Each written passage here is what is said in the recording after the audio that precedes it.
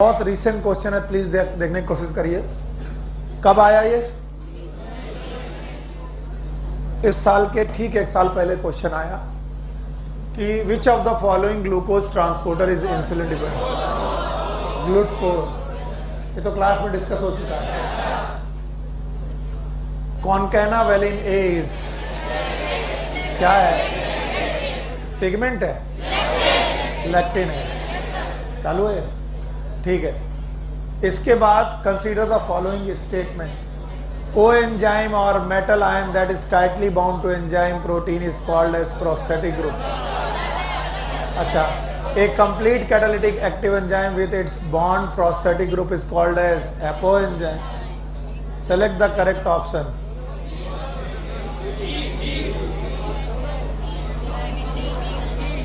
ना,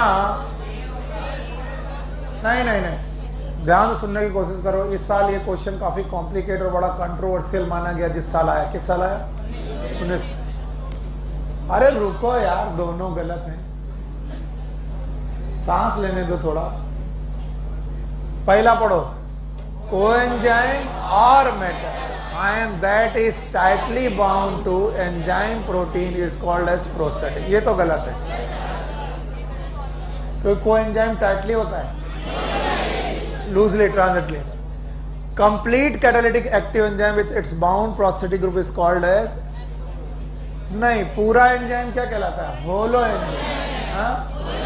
तो total enzyme is known as holoenzyme, उसका प्रोटीन पार्ट। तो ये जो सेंटेंसेस हैं वो तो मेरे को दोनों गलत लग रहे हैं। आपके पास कोई भी ऑप्शन है, मुझे उससे कोई फर्क नहीं पड़ता, ये दोनों गलत लग रहे हैं। तो इसका आंसर क्या होगा?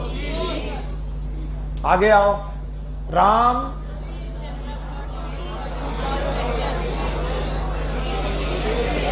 कौन सा? ये अजीब ही क्वेश्चन था। उड़ीसा में आया। कहाँ आया? उड़ीसा। उड़ीसा में उस साल बाढ़ आ गई थी, तो पेपर दोबारा आया था। नीट उस साल बाकी लोगों के लिए अलग हुआ था, उड़ीसा के लिए अलग आया था। दैट्स वाई इस क्वेश्चन का आंसर क्या था? प्रोटीन। आगे चलो। Prosthetic group differ from coenzyme. बताओ ये टाइटली है कि और वो? हाँ, तो बताओ प्रोस्थेटिक ग्रुप टाइटली होता है कि लूजली? टाइटली। कौन सा option? Second, they are tightly bound to apoenzyme. बताओ, तीनों याद है? yes, तुम देख रहे हो कोफैक्टर से लगातार 3 साल से क्वेश्चन आ रहा है। तो कोफैक्टर 3 प्रकार के पढ़ाए थे। yes, एक का नाम था प्रोस्थेटिक ग्रुप, ऑर्गेनिक की इनऑर्गेनिक, ट्रांजिएंट की टाइटली, दूसरा था कोएंजाइम, याद है? टाइटली की ट्रांजिएंट, और तीसरा था मेटल कोफैक्टर। इट डिपेंड कि कैसे कोवेलेंट बॉन्ड है और कैसे लीगेंड है। सॉरी, कोवेलेंट बॉन्ड की कोऑर्डिनेट। आगे चलो। The two functional group characteristic of sugars are polyhydroxy aldehyde और polyhydroxy ketone. Aldehyde and ketone are the carbonyl group. कौन से ग्रुप? और polyhydroxy is the hydroxy group. तो बताओ दो ग्रुप कौन कौन से? Carbonyl and. समझ में नहीं आया? एनसीईआरटी में ढूंढो, ये कहीं लिखा हुआ नहीं है। तो लोगों ने इसको कहा ये आउट ऑफ एनसीईआरटी है। आउट ऑफ है क्या? ये स्ट्रक्चर में है? Yes, polyhydroxy aldehyde and polyhydroxy ketone. तो एक ग्रुप होगा हाइड्रोक्सी ग्रुप और दूसरा कार्बोनिल, और कार्बोनिल में या तो होगा एल्डिहाइड या तो होगा ketone. Which of the following statement is correct with the reference to enzyme? Holoenzyme बराबर एपो एंजाइम। और क्या एक गलत है? कोएंजाइम प्लस कोफैक्टर गलत है। गलत है? बताओ कॉम्प्लेक्स एंजाइम का दूसरा नाम? Holo enzyme. 2 पार्ट हैं, एक का नाम एपो एंजाइम और कोफैक्टर। कोफैक्टर कितने प्रकार का? 3। ए भगवान, पिछले 5 सालों से कोफैक्टर से लगातार क्वेश्चन 5 बार आ चुका। 3 सालों से 5 बार आ चुका।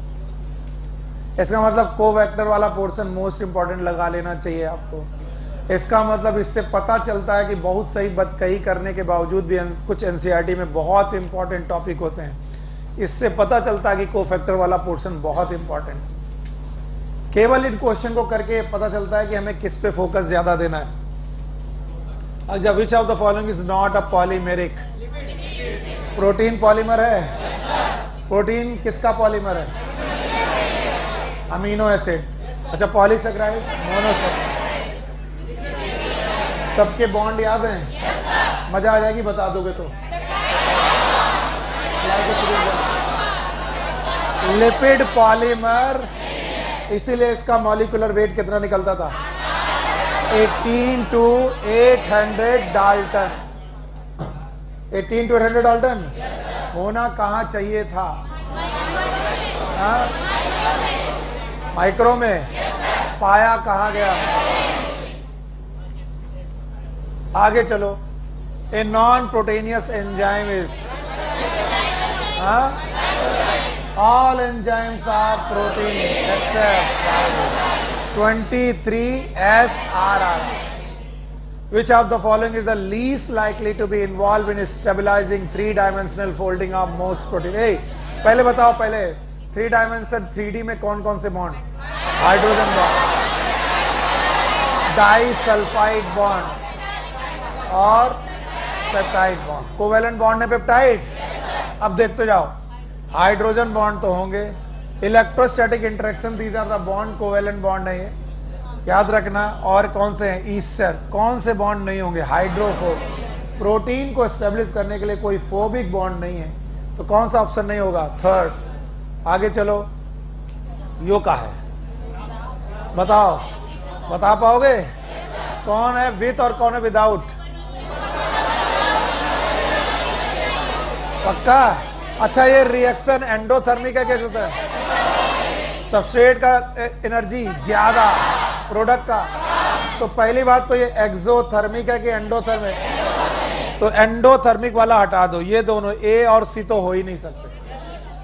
अब आए एक्सोथर्मिक और एक्सोथर्मिक। कौन है? A is in presence of enzyme and B is in absence of. बताओ ऑप्शन क्या होगा? बी होगा। Exothermic reaction with energy, A in presence of enzyme and B in absence of enzyme. कौन सी energy? Activation. आवाज सही आ रही है? नहीं आ रही है भाई, कोई बुला दे उनको। आगे चलो। ए typical fat molecule is made up of, इधर मत देखो, अपने बारे में सोचो। ग्लिसरॉल का 1 मॉलिक्यूल और फैटी एसिड 3। पहले पॉइंट पर मोनोग्लिसराइड,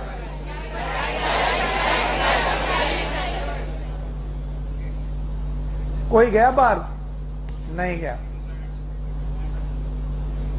क्या बात है यार।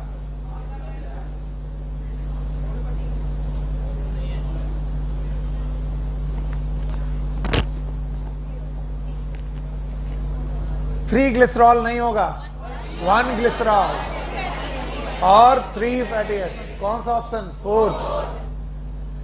विच one of the following statement is wrong? Uracil is a pyrimidine, glycine is a sulphur containing amino acid, sucrose is a disaccharide, cellulose is a polysaccharide. कौन wrong है? Second wrong है, बिल्कुल wrong है। Glycine sulphur नहीं होता। Sulphur किन में होता है? Cysteine and methionine. कोई मतलब नहीं है। बैठे हैं, ये थोड़ा आवाज बढ़ाओ यार, सही से आवाज नहीं आ रही। इसे जल्दी खत्म करो और आगे बढ़ते हैं। द काइटिन किसका? NAG। Chitin is a monomer और पॉलीमर? होमोपॉलीमर के हेट्रो? किसका बना है? नाग। व्हाट इज नाग? सारे क्वेश्चन आपको पढ़ाए गए हैं। विच of the following biomolecule does have the phosphodiester bond? Nucleic acid ना, और कोई ऑप्शन नहीं है ना, यही होगा। आगे चलो।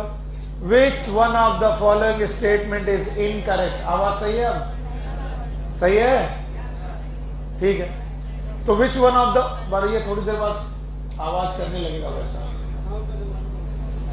विच one of the following statement is incorrect. अब ये क्वेश्चन था बेटा केएम वैल्यू से, जो मैं कह रहा था केएम वैल्यू के डायग्राम से नहीं आए, थ्योरी से आए। और जो लोग इसको समझ पाएंगे प्लीज बताएंगे। The competitive inhibitor does not affect the rate of breakdown of the enzyme substrate complex. सही की गलत? आगे, the presence of the competitive inhibitor decreases the KM of the enzyme formation. Decreases के increases? A competitive inhibitor react reversibly with the enzyme to form an enzyme inhibitor। सही है? और अगर हमने उसे सही ढंग से पढ़ा नहीं होता तो हमें मालूम नहीं होता कि कॉम्पिटिटिव कैसा होता है, रिवर्सिबल। कैसे रिवर्सिबल होगा? सबस्ट्रेट की कंसंट्रेशन घटाने पर कि बढ़ाने पर, और तब बेटा एफिनिटी कम हो जाएगी, बढ़ जाएगी। कॉम्पिटिटिव इनहिबिशन में सबस्ट्रेट के रेस्पेक्ट में एफिनिटी बोली जाती है, इनहिबिटर के रेस्पेक्ट में नहीं। आप गलत जवाब देने लगते हैं, सोचने गलत लगते हैं। जो एफिनिटी शब्द था वो इनहिबिटर के लिए था, सबस्ट्रेट के लिए। तो जब भी मैं एफिनिटी बोलूं, आप किसके लिए बोले? सबस्ट्रेट। तो बताओ, सबस्ट्रेट के लिए एफिनिटी कंपटीशन में बढ़ेगी कि कम हो जाएगी? केएम बढ़ जाएगा। ये मैंने कल पूरा टाइम यही लगाकर पढ़ाने की कोशिश की कि आपको समझ में आ जाए। और मैंने कहा था कि ये क्वेश्चन आए हैं जबकि डायग्राम में केएम लिखा है और केएम की थ्योरी एनसीईआरटी में नहीं।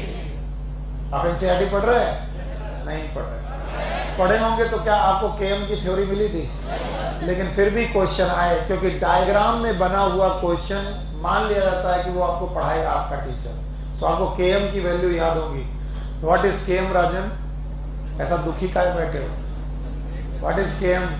खड़े हो। क्या डेफिनेशन होती है? हमने कहा था कि मैं दुनिया का हैप्पीएस्ट टीचर होऊंगा अगर मेरा बच्चा केएम को केवल इतना बोल दे। कितना? केएम एक सबस्ट्रेट कंसंट्रेशन है। वो substrate concentration with yellow jacket. Yes, what is substrate? What is KM value? और उसके बाद भी बात कर रहा हूं, एक मौका मिल रहा कि समझ सको।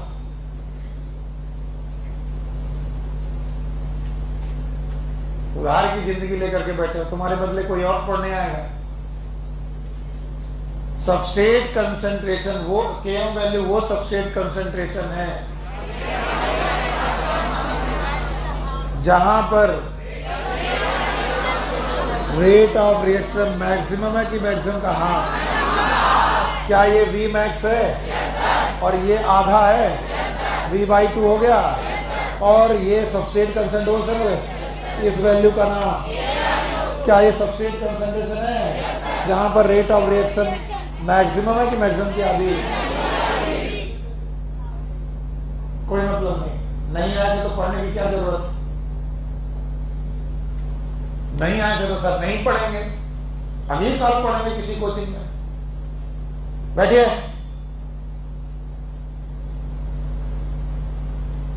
ये सेशन आपको लगते हैं बेवकूफी भरे, लेकिन जिन्होंने सही से पढ़ाई की है उनके लिए सेशन सबसे ज्यादा फ्रूटफुल है। तो आपको पता चल जाता है कि एनसीईआरटी में क्या पूछा जा रहा है और ये क्वेश्चंस कहाँ के हैं, नीट के। तो ये क्वेश्चन अगर तुम्हारे सामने आता तो तुम कितना सही कर पाते ये तुम जानो। सर हम तो ना कर पाते।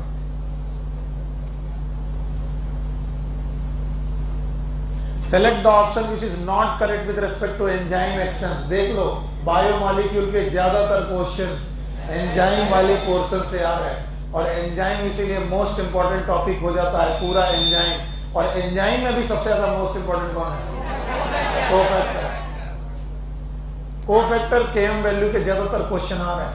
Select the option which is not correct with respect to enzyme action. Substrate bind with enzyme at active site.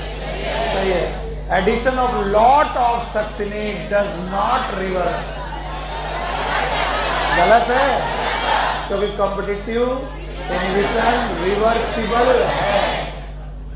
Yes, A non-competitive inhibitor bind the enzyme at a site distinct from that which is. सही है, यही सही है। आगे बोलो, malonate is a competitive inhibitor of succinic dehydrate. ये भी सही है, कौन सा गलत है?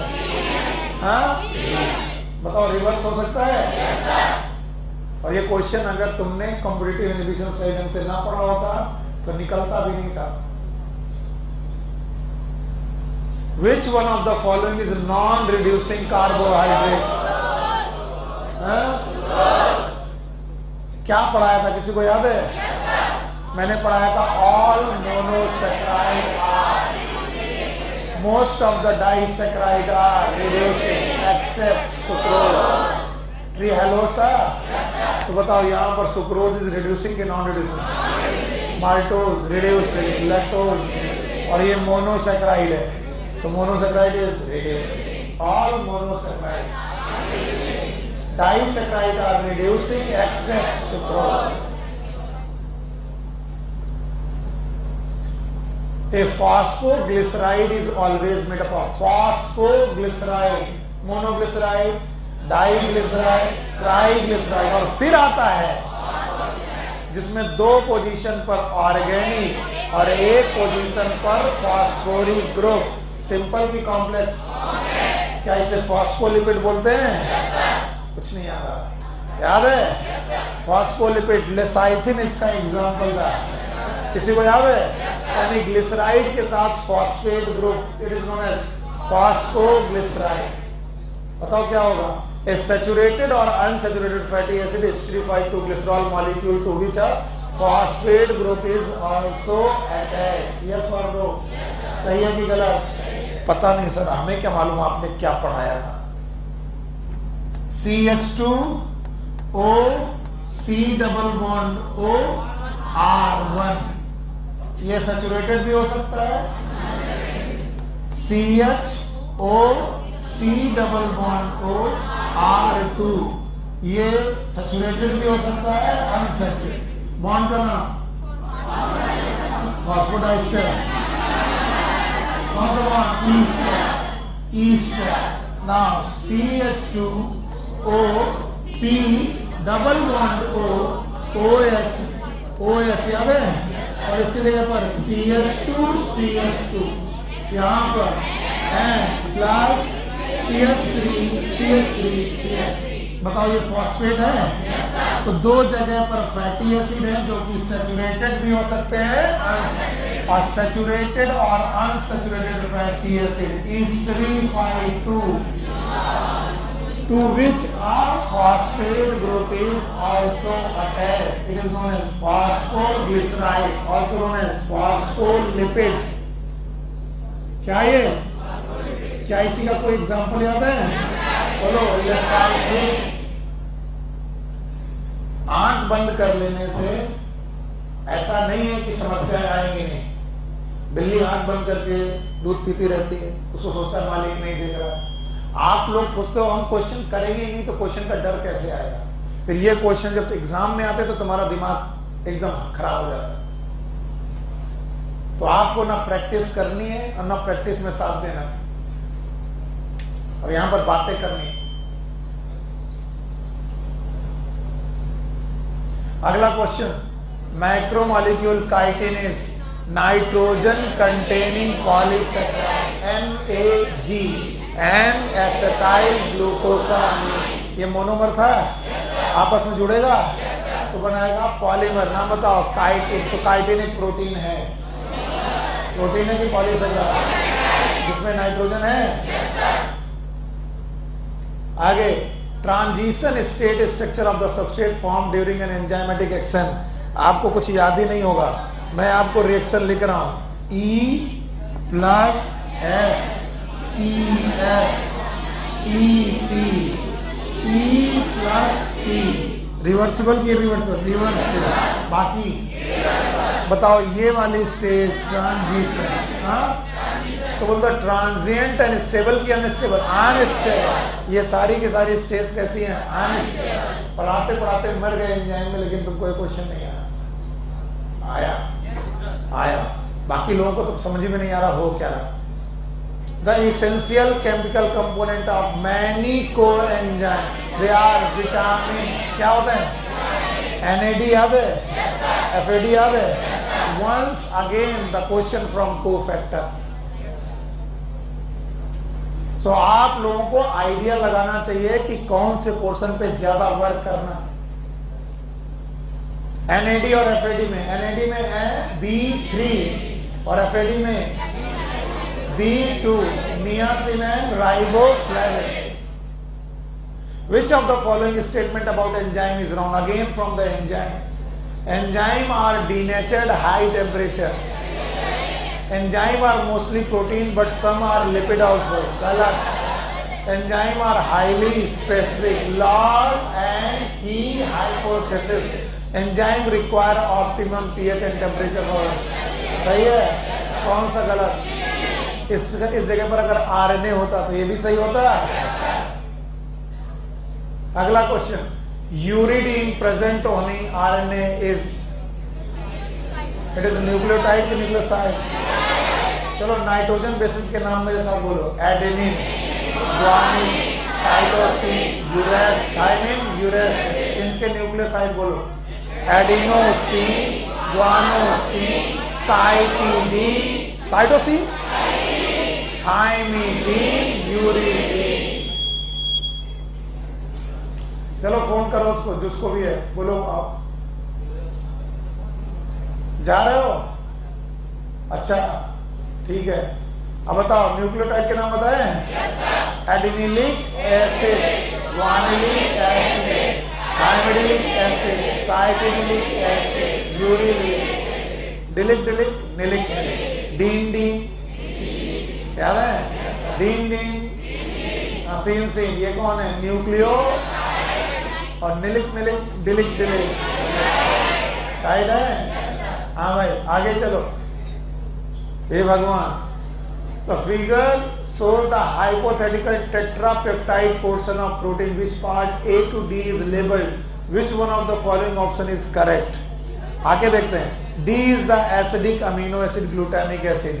Yes, D may be acidic है, R में COH है। आगे देखते हैं। C is an aromatic, tryptophan, पता नहीं एरोमेटिक तो लग रहा है, ट्रिप्टोफैन है कि नहीं है? कौन है ये? पता नहीं क्या है। आगे चलो। A is the C terminal. A is the, सही है कि गलत है? हाँ गलत है। अच्छा A is the और D is the C terminal. A is a sulfur containing amino acid methionine. कहीं सल्फर दिख रहा है? तो ये दोनों गलत है। अब बच्चे ये दोनों, D is the acidic amino acid glutamic acid। किसी को मालूम है ग्लूटामिक एसिड में कितने कार्बन है? 5।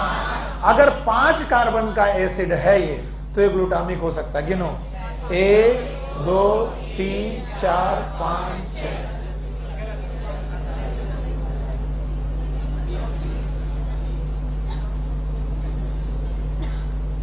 आप लोगों ने अल्फा कीटो ग्लूटारेट सुना है? सुना है? अल्फा कीटो ग्लूटारेट में कितने कार्बन थे? 5। तो इसमें भी कितने होने चाहिए? 5। 1 2 3 4 5 और ये वाला 6। क्या ये ग्लूटामिक एसिड है? नहीं है। इसका मतलब ये ग्लूटामिक एसिड नहीं है, तो कुछ और होगा। तो इसका आंसर फिर एक ही बचता है, ट्रिप्टोफैन। आप लोग देखिए क्या ट्रिप्टोफैन का स्ट्रक्चर ऐसा दिखता है? अगर है तो ठीक, नहीं है तो फिर आगे मिलेंगे। I have to see this, क्योंकि एस्पार्टिक एसिड में कितने कार्बन होने चाहिए थे? 4 की 5। तो बात मत करो। ग्लूटामिक एसिड में 5 कार्बन होने चाहिए, शायद केमिस्ट्री में तुमने पढ़ा है। तो 5 है कि यहाँ पर 6 है? देखो 1 2 3 4 5 और ये वाला 6। तो मेरे को थोड़ा डाउट हो रहा, but I will see it, क्योंकि केमिस्ट्री मेरा थोड़ा वीक है। आप लोग देख लीजिएगा। आगे बढ़ रहा हूं। हाँ अब बताओ, विच one of the following A to D given below correctly represent the structure following ना बेसिक अमीनो एसिड? R में मुझे NH2 चाहिए, तो बेसिक होगा, यस और नो? D, एक NH2 ये, एक NH2, 2 NH2 1 COH, एसिडिक की बेसिक, एक NH2 1 COH, न्यूट्रल और यहाँ तो कहीं एसिड अमीनो एसिड ही नहीं है, और यहाँ अमीनो एसिड के साथ अजीब सा एक NH2 और एक COH और बाद में ये COH है। ये कैसा है? एसिडिक। ये कैसा है? न्यूट्रल। और वो कैसा है? हाँ, एसिडिक। चलो भाई, तो बताओ इसका ऑप्शन क्या होगा? डी। अब यो का है? हाँ बताओ। अगर मैं देखूं तो पहली पोजीशन में नाइट्रोजन बेस, दूसरा OH, तीसरा OH, चौथा COC, पांचवी COC। फॉस्फेट तो है नहीं, तो न्यूक्लियोसाइड, और न्यूक्लियोसाइड में यहाँ पर नाइट्रोजन बेस, तो अब इसमें न्यूक्लियोसाइड छांटो। न्यूक्लियोसाइड, एक ही ऑप्शन है न्यूक्लियोसाइड, कौन सा होगा? डी। और एक्स के पर क्या आ सकता है? यूरेसिल आ सकता है, तो भाई इसलिए ऑप्शन 4 होगा। कोई पूछे पहला क्यों नहीं होगा? कोलेस्ट्रॉल नहीं है। दूसरा अमीनो एसिड, न्यूक्लियोटाइड नहीं है क्योंकि फॉस्फेट ग्रुप, तो ऑप्शन कितना बचा? 4। याद रखना, ऐसे क्वेश्चन में बाकी 3 ऑप्शन गलत करके आप जा सकते हो। 3 ऑप्शन गलत है, चौथे में पॉसिबिलिटी है, इसलिए हो सकता है। अगला क्वेश्चन पे आओ। Which one of the following biomolecule is collectively characterized? Lecithin or phosphorylated glyceride found in cell membrane. Phospholipid बिल्कुल सेल मेम्ब्रेन में होते हैं। Palmitic acid and unsaturated, no, saturated, हाँ, saturated, 16 carbon. Adenylate acid, adenosine with glucose phosphate bond, हो सकते हैं। Alanine amino acid contains an amino group and acidic group anywhere in the molecule, नहीं, anywhere नहीं है, पर्टिकुलर जगह है, तो ये गलत है। इसका विच वन तो बोले correctly characterized, what is A? पहला ऑप्शन सही लग रहा है, बाकी तो सब गलत लग रहा है। आगे चलो, ये क्या है? ये काइनेटिक सैचुरेशन है कि ऑप्टिमम? कितने लोगों के साथ जाती है? 2। या तो टेम्परेचर या तो इस समय पर एंजाइम एक्टिविटी होगी, इधर या तो टेम्परेचर या तो 2 में कोई एक होगा। अब देखते हैं enzymatic activity X axis, possible ही नहीं, पॉसिबल नहीं, क्योंकि एक्स एक्सिस पर क्या होगा? कुछ और होगा। अच्छा, पहले वाई एक्सिस देख लें, कहाँ एंजाइमेटिक एक्टिविटी है? ये दोनों है, ये दोनों में कोई हो सकता है, तो बोलते हैं बी टेम्परेचर है, एक्स एक्सिस पर टेम्परेचर और एक्टिविटी, सही है। अच्छा बताओ ये क्यों नहीं? सबस्ट्रेट कंसंट्रेशन ऑप्टिमम काइनेटिक्स को फॉलो क्या करता है? सैचुरेशन, सैचुरेशन काइनेटिक्स को फॉलो करता है। विच, ये बताओ लेसाइथिन है, हाँ? और ये बताओ प्यूरिन की पिरिमिडीन? अरे प्यूरिन में डबल साइकिल, पिरिमिडीन में single.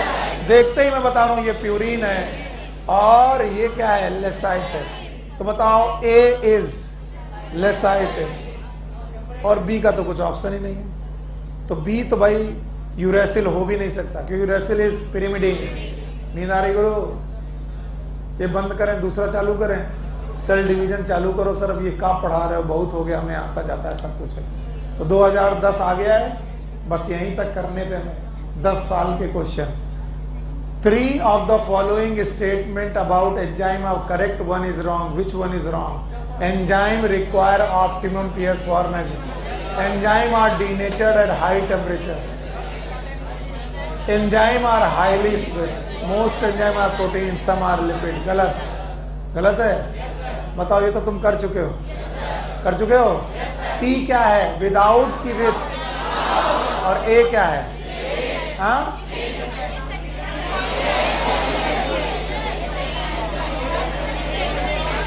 Potential energy transition state. जल्दबाजी मत करो, क्वेश्चन पढ़ लो।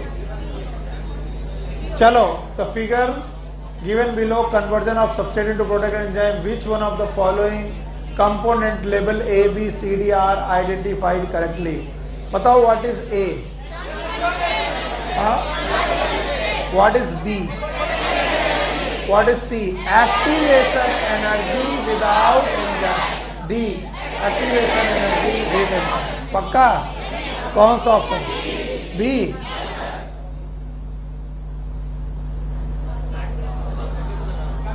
$2008 आ गया, छोड़ो, इसके आगे के मैं क्वेश्चन आपको भेज दूंगा।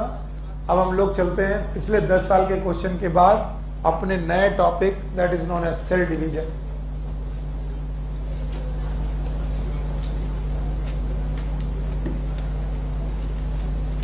cell cycle and cell division. It is our new topic.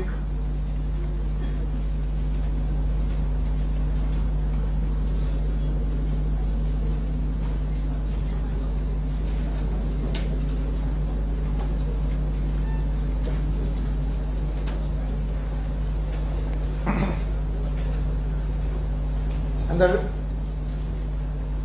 आपको बहुत रिलैक्स होकर के सुनना है।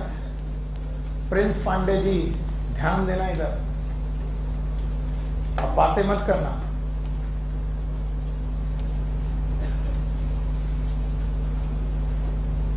छोटा सा टॉपिक है और एनसीईआरटी बड़े ब्यूटीफुल तरीके से इसको उठाती है और समझाने की कोशिश करती है। और एनसीईआरटी कहती है कि कोई भी ऑर्गेनिज्म हो, ऑल ऑर्गेनिज्म,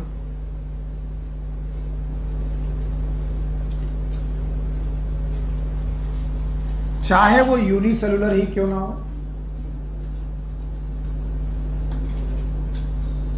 या फिर मल्टी सेलुलर ही क्यों ना हो,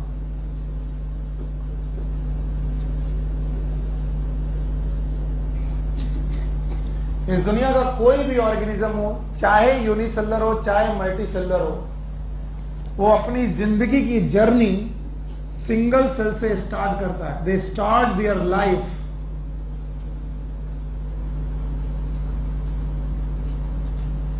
बाय सिंगल सेल। कई बार ये बच्चों से जब मैं पूछता हूं क्या हम लोग मल्टी सेलुलर हैं, बोले हाँ सर। तो क्या हमारी जर्नी, हमारी जिंदगी एक सेल से चालू हुई थी? बोले और उस सेल को आपने बहुत बार पढ़ा था। हम नहीं थे, हमारे पापा थे। हम नहीं थे, हमारी मम्मा थी।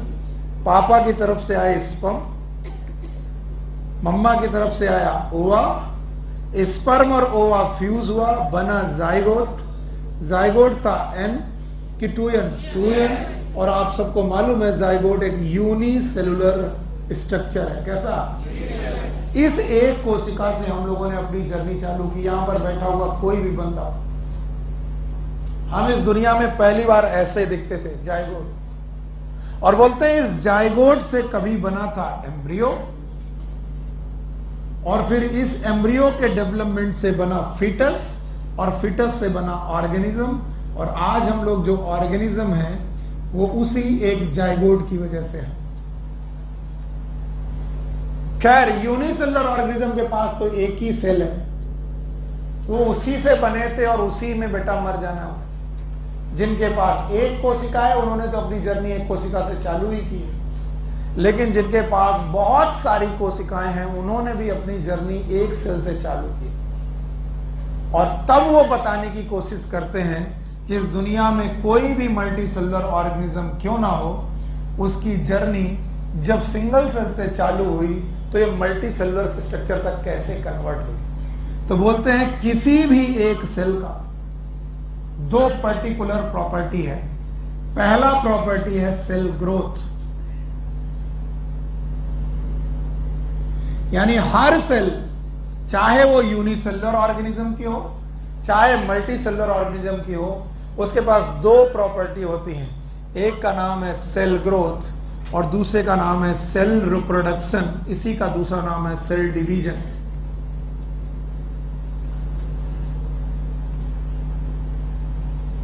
और जिसने भी यहां से समझना चालू किया, जहां से मैं लिख रहा हूं इस कलर से, बस यही कॉन्सेप्ट शुरू हो जाता है। दुनिया में कोई भी कोशिका आएगी इस दुनिया में, वो जब भी बनेगी, बनने के बाद दो काम करना चालू करेगी। पहले सेल ग्रोथ, फिर cell reproduction, also known as cell division. Cell growth के दौरान वो अपने साइटोप्लाज्म को इंक्रीज करेगी, it will increase the cytoplasm. इसके अलावा वो अपने न्यूक्लियस को इंक्रीज करेगी और न्यूक्लियस में डीएनए के पोर्शन को रेप्लिकेट करेगी।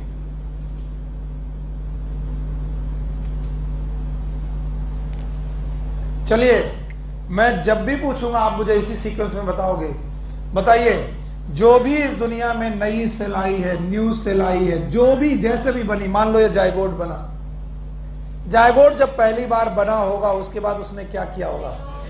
सेल ग्रोथ के दौरान उसने दो बातें की होंगी, एक तो अपना साइटोप्लाज्म बढ़ाया होगा और दूसरा अपना न्यूक्लियस बढ़ाया होगा। न्यूक्लियस कैसे बढ़ाया होगा? न्यूक्लियस के अंदर रहने वाले लोगों का अमाउंट डबल किया। न्यूक्लियस के अंदर कौन रहता है? डीएनए, और डीएनए के अमाउंट को क्या किया? डबल। जब साइटोप्लाज्म बढ़ गया और न्यूक्लियस भी बड़ा हो गया तो सेल को चिंता हुई। क्यों? क्योंकि एक घर जिसमें साइटोप्लाज्म ज्यादा हो गया और न्यूक्लियस भी ज्यादा हो गया, वो घर अब डिवाइड, बंटवारे की तरफ जाएगा। एक आदमी के पास दो बच्चे हुए और दोनों बच्चे इस घर को बांटने वाले हैं। तो याद रखना, अब जो साइटोप्लाज्म बना है और जो न्यूक्लियस बढ़ा है उसको दो पार्ट में डिस्ट्रीब्यूट कर दिया जाएगा। यानी आधा आधा साइटोप्लाज्म दो कोशिकाओं में दे दिया जाएगा और आधा आधा न्यूक्लियस। आधा आधा न्यूक्लियस क्यों? क्योंकि न्यूक्लियस पहले ही बड़ा कर लिया गया है, डबल कर लिया गया। कितना? और डबल कर लिया गया है तो एक एक न्यूक्लियस दिया जाएगा, एक एक और दे दिया जाएगा। और इस तरीके से सेल एक पार्ट से दो पार्ट में बढ़ जाएगी और इसी को बोलते हैं, एक सेल के द्वारा दो सेल पैदा होना, इसे बोलते हैं रिप्रोडक्शन ऑफ सेल। बोलो। It is a biological process in which one organism give rise young one similar to itself. अपने जैसे लोगों को पैदा करना it is reproduction। और अगर सेल अपने जैसे दो लोग पैदा कर रही है तो सेल क्या कर रही है? रिप्रोडक्शन। और सेल का रिप्रोडक्शन ही क्या कहलाएगा? Cell division. कसम से अगर इतनी सी बात सीख गई तो सेल डिवीजन आपकी जेब में है।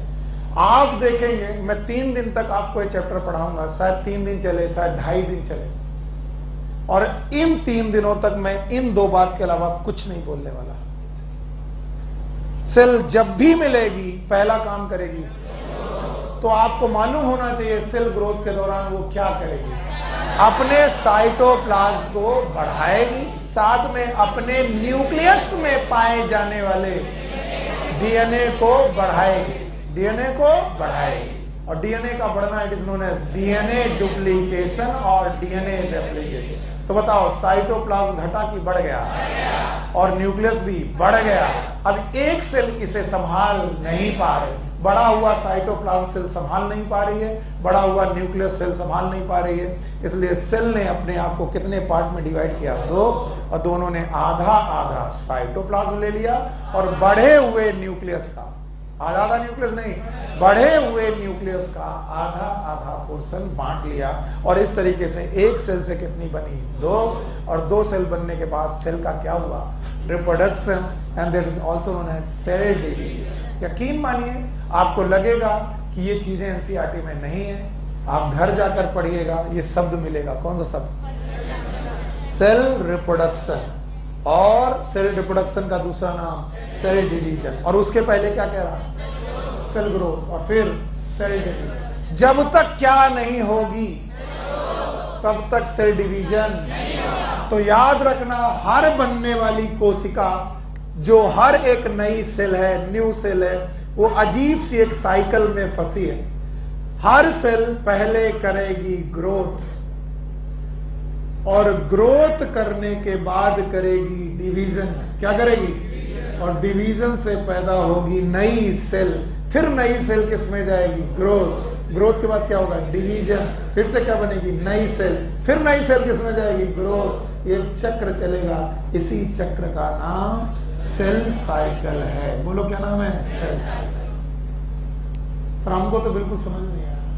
एक ऐसी साइकिल जिसमें 2 पहिया थे, उसका नाम एटलस साइकिल है, हाँ, हीरो साइकिल है, लेकिन इसमें 2 पहिए हैं कि एक? और उस पहिए में केवल क्या है? नई सेल जब भी आएगी वो क्या करेगी? ग्रोथ, फिर डिवीजन, फिर नई सेल, फिर ग्रोथ, फिर डिवीजन, डिवीजन से नई सेल, फिर ग्रोथ, फिर डिवीजन। और जिस बच्चे ने पकड़ लिया कि डिवीजन करने के पहले क्या करना पड़ेगा, वो हीरो है। बिना ग्रोथ के डिवीजन पॉसिबल नहीं है। 3 बार बोल लो, बिना डिवीजन पॉसिबल नहीं है। एक बार, दूसरी बार, बिना ग्रोथ के डिवीजन पॉसिबल नहीं है। तीसरी बार, अब ग्रोथ के दौरान क्या करना है? 2 चीजें, साइटोप्लाज्म बढ़ाना है, न्यूक्लियस का डीएनए डबल करना है, डीएनए। तो जब न्यूक्लियस बटेगा तो ऑलरेडी वो कैसा था, डबल। तो डबल चीज जब आधी आधी बटेगी तो एक एक मिलेगी। कितनी मिलेगी, एक। इसलिए कोशिका में हमेशा कितना न्यूक्लियस रहेगा, एक। आधा की एक, और फिर से ये न्यूक्लियस क्या करेगा, डबल, फिर एक एक, फिर डबल, फिर एक। नहीं आया तो बताओ कितने काम, प्लाज्म बढ़ेगा, न्यूक्लियस का डीएनए डुप्लीकेट होगा, और फिर क्या होगा, सेल डिवीजन और सेल डुप्लीकेशन। याद रखना, सॉरी, सेल डिवीजन का दूसरा नाम सेल रिप्रोडक्शन। तो what is cell cycle? Cell cycle अगर इतना तुम बता दोगे मैं खुश हो जाऊंगा कि हर नई सेल किसने जाएगी, ग्रोथ में, फिर डिवीजन में, टू प्रोड्यूस न्यू सेल, एक साइकिल बनेगी। इसी साइकिल का नाम सेल साइकिल। इतना आसान है सेल साइकिल, लेकिन अभी हम लोग इसको इतना कॉम्प्लिकेट कर देंगे कि सर इतनी आसानी से कैसे समझ में आ सकता है। नहीं नहीं सर, ऐसे मत, इतनी आसानी से मत समझाओ। हमें इतनी आसानी से समझ में आ गया तो तब तो सर आप नहीं पढ़ा रहे, कुछ गड़बड़ कर रहे।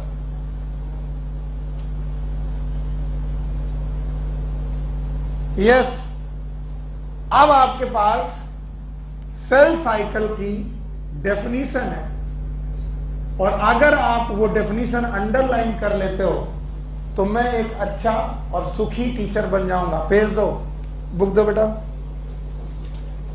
बुक में जहां पर सेल साइकिल नाम का हेडिंग लिखा हुआ है, उसी वाले पेज में सेल साइकिल हेडिंग के बाद it is a fifth line, 1 2 3 4 5, पांचवी लाइन के आखिरी में जाइए।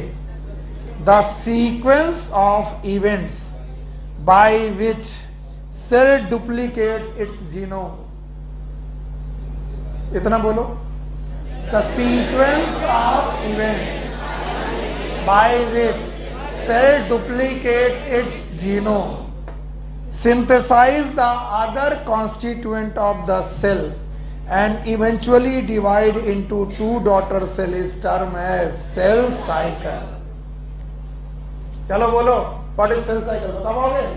अब देखना मेरे पर लिखने का अंदाज, आप मेरे तरीकों को देखिएगा। चलिए बोलो, what is cell cycle? It is a sequence of events. आपने जो लिखा मैं वही लिख रहा हूँ, sequence of events, okay, in which cell duplicates its DNA, duplicates its genome. Genome का मतलब क्या हो गया, पता नहीं यार, मदद नहीं कर रहा हूं। देखो मैं लिख वही रहा हूं पर अंतर कर रहा हूं। The sequence of event in which cell duplicate its genome, that is DNA, and synthesize other constituent. आपको लगेगा सर ने ऊपर क्यों लिखा, नीचे लिखना चाहिए था। अदर कॉन्स्टिट्यूएंट, सेल अपने दूसरे कॉन्स्टिट्यूएंट को भी बढ़ाएगी, सिंथेसाइज करेगी, एंड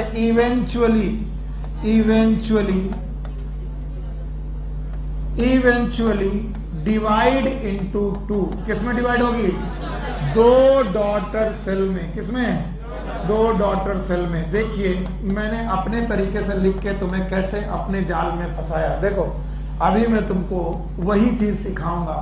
जब सेल अपने दूसरे कॉन्स्टिट्यूएंट बढ़ा रही होगी तो क्या बढ़ रहा होगा, साइटोप्लाज्म। और जब वो अपना जीनोम बढ़ा रही होगी तो क्या डुप्लीकेट हो रहा है, डीएनए। और डीएनए कहां पर होगा, न्यूक्लियस।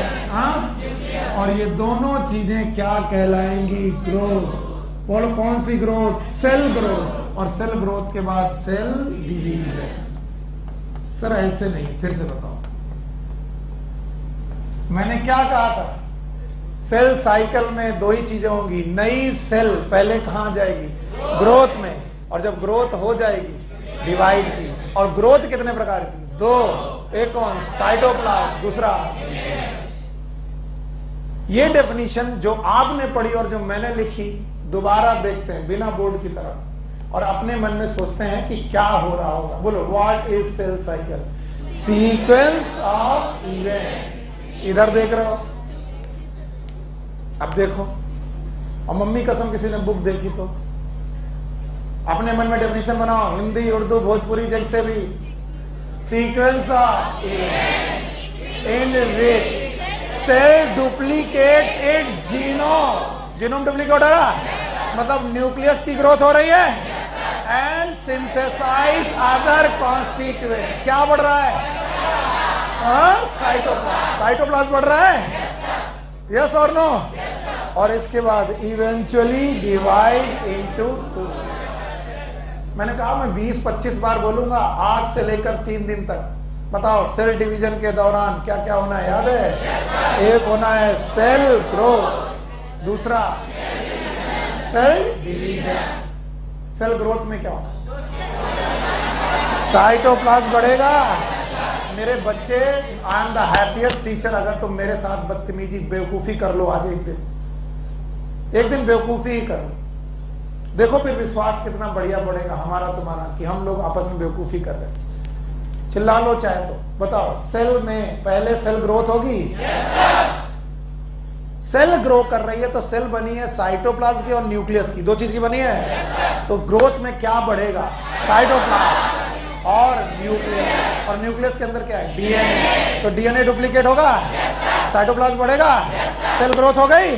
अब ये जो हुआ है ये एक सेल द्वारा संभाला, इसलिए सेल क्या करेगी? इसे 2 भागों में विभाजित कर देगी, विभाजित करेगी मतलब डिस्ट्रीब्यूट कर देगी। क्या कर देगी? डिस्ट्रीब्यूट। एक बंदा था, उसके 2 बच्चे थे, उसने जीवन भर कमाया, घर को भरा और फिर बंटवारा कर दिया ताकि बच्चों को कमी। अब ये बच्चे कमाएंगे, फिर से घर भरेंगे, वो अपने बच्चों को दे देंगे, और इस तरीके से रुकने वाला एक दिन पूर्वज से वंशज चलते जाएंगे, एक लोग के हजारों, और हम सब लोग मनु की औलादे हैं। The first man Adam and ewe, सुने हो? तब से लेकर आज तक हम लोग अलग अलग बाइसेक्ट हो गए, ट्राइसेक्ट हो गए, लेकिन हैं सब वहीं से। अंततः एक ही जगह से ओरिजिन हुए, इवोल्यूशन ये बोलता है। तो अंततः बहुत दूर जाएंगे पीछे तो हम सब भाई बहन हैं, यस और नो। लेकिन यहाँ तक आते आते हमारे रिलेशन 4 से 6 जनरेशन से ज्यादा अलग हो गए हैं, तो हम उसे ब्रदर एंड सिस्टर रिलेशनशिप नहीं मान रहे, और we are involve in producing the progeny, yes और नो। The cell is doing the same, cell is doing the same. पहले क्या बढ़ा रही है? साइटोप्लाज्म। साथ में क्या बढ़ा रही है? न्यूक्लियस। पक्का? और फिर उसको जो बढ़ाया है उसको डिस्ट्रीब्यूट, बढ़ाना डिस्ट्रीब्यूट करना, बढ़ाना डिस्ट्रीब्यूट। तो बोलते हैं सेल साइकिल में 3 ही बातें मिलेंगी। फिर से लिख रहा हूं मैं, क्योंकि एनसीईआरटी 3 बार बोलती तो मैं 3 बार लिख रहा हूं। डीएनए रेप्लिकेशन पहला काम, उसी के साथ साइटोप्लाज्म का ग्रोथ, और तीसरा काम distribution to the daughter cell, distribution of cytoplasm and DNA to daughter cell.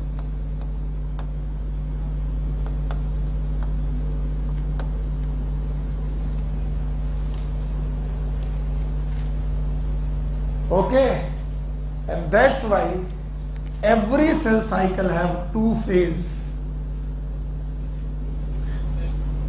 पहला फेज ग्रोथ फेज, बोलो। दूसरा डिवीजन फेज, फिर से बोलो। मर गए तुम सबके साथ, कुछ ना बोल पाओगे, कितना भी अच्छा पढ़ा लो। बताओ कितने फेज? पहला ग्रोथ फेज, दूसरा डिवीजन फेज। तो हमारा नेक्स्ट टॉपिक है फेजेस ऑफ सेल साइकिल। और जो लोग इतना आसानी से बैठ करके पीछे मुस्कुरा रहे हैं ना कि हम तो ना समझेंगे, तुम चाहे जितना समझा लो, तो फिर किसी दिन मेरे साथ भटकते हुए लौट के आएंगे कि सर हमने काश आपकी बात सुनी होती। वरना लोग इस टॉपिक को इतना क्लिष्ट, इतना कठिन कर देते हैं कि आप समझ नहीं पाओगे, जबकि इतना सिंपल है। फिर बोल रहा हूं, अब आगे बढ़ रहा हूं। बताइए, सेल साइकिल तो हो गया, it is the sequence of event in which DNA replication होगा, साइटोप्लाज्म बढ़ेगा और इवेंचुअली सेल डिवाइड हो जाएगा। इसमें कितनी फेजेस हैं वो पढ़ाना है। बोलते हैं फेजेस ऑफ सेल साइकिल को समझने के लिए हमने एक टिपिकल सेल ली, एक टिपिकल सेल ली, और ये टिपिकल सेल हमने ह्यूमन सेल को बोला, यानी ह्यूमन की एक सेल ली, ह्यूमन सेल, और इस ह्यूमन सेल को हमने कल्चर मीडियम में डाला, और फिर हम बैठ गए देखने में कि ये सेल कितनी देर में डिवाइड करेंगे। हमने देखा कि ह्यूमन सेल लगभग हर 24 घंटे में, आफ्टर 24 आवर में ये डिवाइड कर जाती है। चलो मेरे साथ बोलो, क्या हम लोगों ने एक एक्सपेरिमेंट किया जिसमें क्या ली, टिपिकल सेल, कौन किसकी, कहां पर डाला, कल्चर मीडियम, और कल्चर मीडियम में डाल करके हमने देखा कि ये सेल क्या कर रही है। सेल बेटा हर 24 घंटे में डिवाइड। तो हमने कहा कि ये जो 24 घंटे हैं ये किसी टिपिकल सेल के लिए पूरी साइकिल मेंटेन करते हैं, and this is known as time duration for cell cycle. हमने माना कि ये 24 घंटे का जो समय है ये सेल साइकिल का टाइम है, और वो भी सारी सेल में कि typical cell. This time duration can vary, ये टाइम ड्यूरेशन वेरी कर सकता है ऑर्गेनिज्म टू ऑर्गेनिज्म, यानी ये अलग ऑर्गेनिज्म में अलग भी हो सकता है, एंड सेल टू सेल, और ये सेल बदलने पर भी बदल सकता है। जैसे इन्होंने WBC या RWBC ली होगी और वो 24 घंटे में डिवाइड कर रही होगी, पर क्या नर्व सेल भी 24 घंटे में डिवाइड कर रही होगी ना? ये हर एक सेल की बात कर रहे हैं कि typical cell which is going to divide. Please मेरे पॉइंट को अच्छा करो और बताओ, क्या फेजेस ऑफ साइकिल को समझने के लिए हमारी बुक ने एक एक्सपेरिमेंट किया? उसके दौरान उन्होंने कल्चर मीडियम में एक टिपिकल सेल डाली। ये टिपिकल सेल डायनासोर की थी, ह्यूमन की थी। उसको डालने के बाद उन्होंने देखा कि 24 घंटे बाद वो सेल डिवाइड हो, और उसने कौन सी साइकिल पूरी, सेल साइकिल पूरी की। फिर उन्होंने कहा ये जो 24 घंटे हैं, इन 24 घंटे के दौरान सेल डिवाइड होती होंगी, लेकिन क्या हर सेल 24 घंटे में डिवाइड होते हैं? यस और नो? क्या हर ऑर्गेनिज्म के साथ ऐसा होगा? नो। इन्होंने इसको डिफाइन करने के लिए दूसरा एग्जाम्पल दिया, और ये एग्जाम्पल था ईस्ट का। किसका? बोले ऑर्गेनिज्म बदल दिया, ह्यूमन से किया ईस्ट, और बोला ईस्ट तो अपनी सेल साइकिल को 90 मिनट में पूरा कर लेता है। इसका मतलब ह्यूमन की सेल जो कितने मिनट में काम करती है? मिनट में कि घंटे में? कितने घंटे में? 24 घंटे में काम करती है। वही काम ईस्ट की कोशिका 90 मिनट में काम। और मैं फिर इनवाइट करता हूं, आप बता देना वरना मैं अब दुखी हो जाऊंगा। इस पूरी सेल साइकिल में 24 घंटों के दौरान कितने काम? Thank you. वाह, सेल ग्रोथ। पहला कौन? Cell growth. वाह मेरे बच्चे, शाबाश। कौन सा? दूसरा सेल डिवीजन। कसम से तुमने दिल जीत लिया। कितने काम? 2। वन इज सेल ग्रोथ, दूसरा सेल डिवीजन। और सेल ग्रोथ में कौन कौन सी बातें? 2। एक काम साइटोप्लाज्म, हाँ। दूसरा न्यूक्लियस। न्यूक्लियस बढ़ रहा है? न्यूक्लियस पूरा बढ़ रहा है कि डीएनए? याद रहा? और फिर इन्होंने इन 24 घंटे को दोबारा देखा। उन्होंने कहा इस 24 घंटे में डिवीजन तो केवल 1 घंटे का ही रहा, बाकी 23 घंटे सेल क्या करती रही? ग्रोथ। इसका मतलब है सेल ग्रोथ का जो समय है it is more than 95%, 95% time से ज्यादा टाइम केवल किस में चला जाता है? सेल ग्रोथ में। और बाकी बचा हुआ लेस देन 5% वो जाता है सेल डिवीजन में। तो कोशिका एक्चुअली डिवाइड करती है कितने घंटे, 24 घंटे की 1 घंटे, बाकी 23 घंटे डिवीजन की तैयारी। अब ग्रोथ बोलना बंद करो, डिवीजन की तैयारी। तो तैयारी कितनी देर में लगती है, 23 घंटे, यानी 95% टाइम किस में चला गया, प्रिपरेशन में। तो cell growth is nothing, it is a preparatory phase. अब मरोगे तुम सब अगर सुना नहीं है तो, क्योंकि अब तुम्हें लगेगा पानी प्यास, तुम बाहर भागोगे। बताओ, सेल ग्रोथ एक प्रिपरेटरी फेज है, प्रिपरेशन है काहे की, सेल डिवीजन। सेल डिवीजन है कि नहीं है, नहीं है, लेकिन प्रिपरेशन है किसकी, सेल डिवीजन। और इसीलिए इस फेज को हम लोग बायोसिंथेसिस फेज भी बोलते हैं। कौन सी फेज, क्यों बायोसिंथेसिस फेज बोल रहे हैं, क्योंकि इसी फेज में क्या बन रहा है, साइटोप्लाज्म, फिर से बोलो, और डीएनए की भी सिंथेसिस हो रही है। यस और नो। इसी फेज में सेल ऑर्गेनल बेटा अपने आप को डिवाइड कर रहे हैं, सेल ऑर्गेनल्स अपना नंबर बढ़ा रहे हैं। किस फेज में, हाँ, सेल ग्रोथ। और इसी फेज में डीएनए का रेप्लिकेशन भी हो रहा है। मैं हार रहा हूं अगर तुम इसे सीख नहीं रहे हो। बताओ, सेल ग्रोथ जो फेज है वो कितने घंटे चल रही है, 23 घंटे। 24 घंटे में कितने घंटे, 23 घंटे। और 23 घंटे डिवीजन हो रहा है, नहीं हो रहा है, 23 घंटे डिवीजन नहीं हो रहा। तो फिर क्या हो रहा है, डिवीजन की तैयारी। और इस तैयारी की वजह से इस फेज का नाम प्रिपरेटरी फेज, इसीलिए बायोसिंथेसिस फेज। और इस फेज में किस चीज की तैयारी हो रही होगी, साइटोप्लाज्म बढ़ रहा होगा। साइटोप्लाज्म बढ़ रहा होगा तो क्या बढ़, सेल ऑर्गेनल। क्या बढ़ रहा होगा, न्यूक्लियस। न्यूक्लियस बढ़ रहा होगा, क्या होगा, डीएनए डुप्लीकेशन। नहीं आया। एंड ऐसी फेज जिसमें सेल डिवाइड ना करे, डिवीजन की तैयारी करे, उसे बोलते हैं इंटरफेज। और कुछ लोग बोलते हैं interphase is a resting phase. वो बोलते जरूर हैं इंटरफेज को रेस्टिंग फेज, पर उनसे बता दो कोशिका रेस्ट नहीं कर रही है, बल्कि कोशिका क्या कर रही है, प्रिपरेशन। हाँ, तो बताओ, interphase is a resting phase, क्या ये प्रिपरेशन फेज है? क्या कोशिका रुकी है? कोशिका रुकी, फिर भी क्या कर रही है, सेल ऑर्गेनल बढ़ा रही है, डीएनए बढ़ा रही है। तो इंटरफेज को लोग बेटा रेस्टिंग फेज बोलते हैं। नो डाउट, मुझे भी पढ़ाया गया है इंटरफेज इज रेस्टिंग फेज। पर बच्चों, अगली बार पूछा जाए रेस्टिंग फेज क्यों बोलते हैं, इसलिए क्योंकि इस दौरान डिवीजन नहीं कर रहा। पर क्या ये रेस्ट कर रही है, रेस्ट कर रही, बस रेस्ट नहीं कर रही है। और ये क्वेश्चन पूछा गया है कि interphase is metabolically active phase, metabolically active phase. और जिन्हें नहीं आया वो आफत में है इस समय।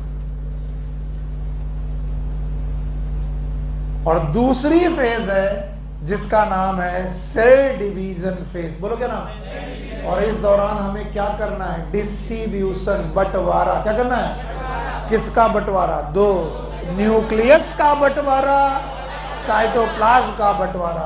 इसीलिए 1 घंटे में केवल 2 ही काम हो रहे हैं, न्यूक्लियस का बंटवारा। न्यूक्लियस इज कैरियोकाइनेसिस, मतलब बंटवारा, it is known as karyokinesis. और उसके बाद साइटोकाइनेसिस।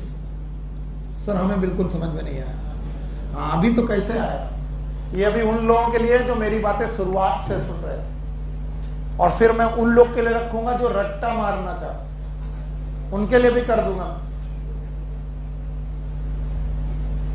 और इसीलिए ये सेल डिवीजन नाम का चैप्टर इतना मिस करता है आदमी, क्योंकि आपके दिमाग में पिक्चर नहीं, तो इसमें हाथ में कुछ नहीं आने वाला। जैसे मुट्ठी में बालू पकड़ते हो और जितना पकड़ते हो उतना छूटता है, सेल डिवीजन वैसे छूटेगा आपसे। मैं शुरुआत में बता दे रहा हूं कि तुम कितना मुझे समझ लो आज अच्छा है, क्योंकि मैं तो समझाऊं, मुझे क्या समझाना है। मैं इन बातों को दोबारा लिखूंगा दूसरे अंदाज में, उनके लिए जो रट्टा मारना चाहते। चलो फिर से बोलो, क्या हमने, हटा दे इसे, क्या हमने सेल डिवीजन की फेजेस पढ़नी चाहिए? फेजेस पढ़ने के लिए हमने कल्चर मीडियम में सेल को डाला। सेल को डालते ही हमें पता चला कि कितने घंटे में साइकिल हो रहे, 24। क्या 24 घंटे में हर सेल डिवाइड करेगी? क्या ये सेल टू सेल वेरी करेगा? ऑर्गेनिज्म टू ऑर्गेनिज्म वेरी करेगा? यस और नो? फिर हमने देखा ईस्ट यही काम 90 मिनट में कर रहा है, जो काम हम कितने घंटे में? 24। लेकिन एक पैटर्न साफ है। क्या है? साफ। क्या साफ है? सुन लो, वो पैटर्न दोबारा लिख रहा हूं, जिनको ना समझ में आए वो अब लिख लें। सेल साइकिल में आपको 2 फेज मिलेंगी। कितनी फेज? और इन दोनों फेज को मैंने अलग अलग अंदाज से लिखा है। एक फेज है जिसे बोलेंगे सेल ग्रोथ फेज।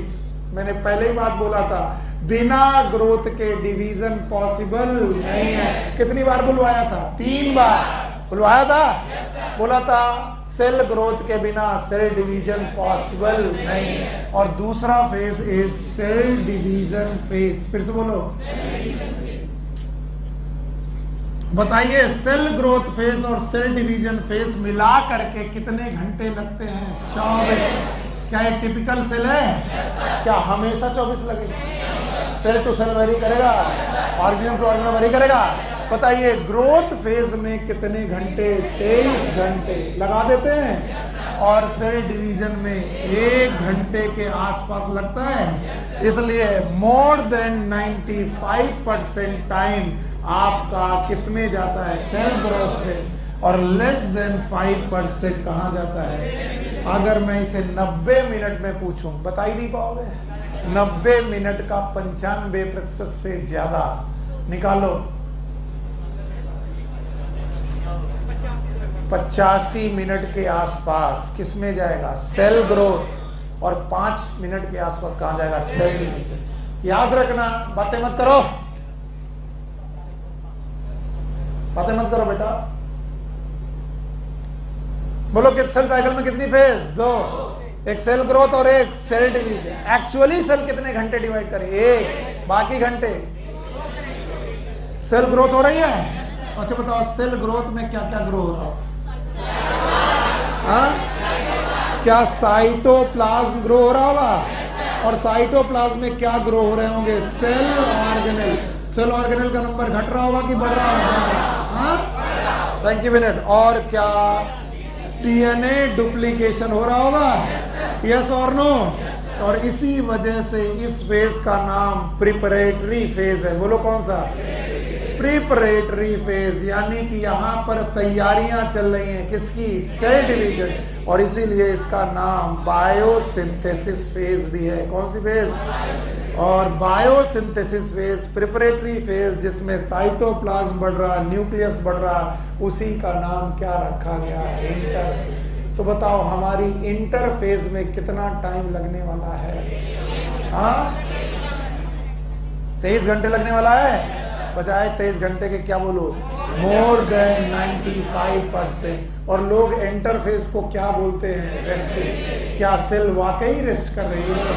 क्या रेस्ट कर रही की तैयारी? क्या वो कॉन्टिन्यूअस एक्टिव है? एक्टिव है कि रुकी है? एक्टिव। और ऐसे एक्टिव कंडीशन को बोलते हैं मेटाबॉलिकली एक्टिव। बोलो क्या नाम? तो एक बार क्वेश्चन पूछा गया, इंटरफेज में सेल रेस्ट में है लेकिन मेटाबॉलिकली एक्टिव है, फिर इसे रेस्ट में क्यों बोलते हैं? क्योंकि हम डिवीजन के रेस्पेक्ट में इसे रेस्ट नहीं आया। आगे सुनो, सेल डिवीजन के फेज में आपने जो कुछ कमाया है उसे बांटना है। क्या कमाया है? साइटोप्लाज्म। और क्या कमाया है? डीएनए। तो डीएनए डबल किया है, इसे बांट दो। और क्या साइटोप्लाज्म डबल किया है? इसे भी बांट दो। तो सेल डिवीजन के दौरान आप बंटवारा करते हैं 2 चीजों का।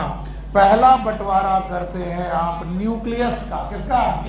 न्यूक्लियस माने कैरियो और काइनेसिस माने बंटवारा। तो आप सेल डिवीजन के दौरान पहला प्रोसेस करते हो कैरियो काइनेसिस और दूसरा प्रोसेस साइटोकाइनेसिस। तो बताओ साइटोप्लाज्म का बंटवारा इज और न्यूक्लियस का बंटवारा इज कैरियोकाइनेसिस। पक्का? तो एक कोशिका जिसके पास न्यूक्लियस और साइटोप्लाज्म था, अब एनिमेशन देखो, मन में बनाओ एनिमेशन, यहां तो नहीं बन पाएगा। एक कोशिका के पास एक न्यूक्लियस एक साइटोप्लाज्म था, उस कोशिका ने अपना दोनों चीज बढ़ाया, बोलो क्या, न्यूक्लियस भी और साइटो, और फिर इसे दो लोगों में बांट दिया, बराबर बराबर। अब इसे देखो, ये दोनों एक दूसरे के बराबर है, लेकिन बीच में क्या है, ग्रोथ।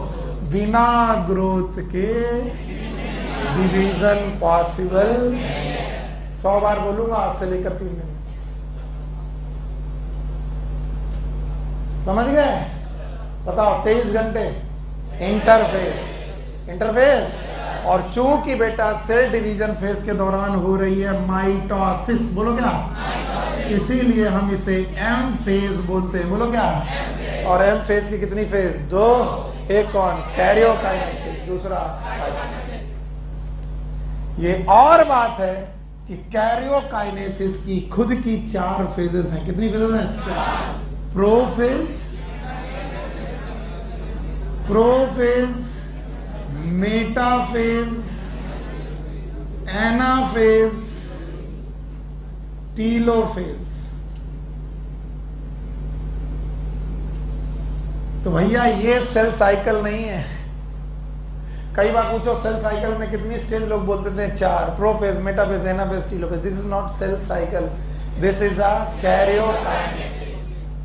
कितनी फेजेस हैं, 4।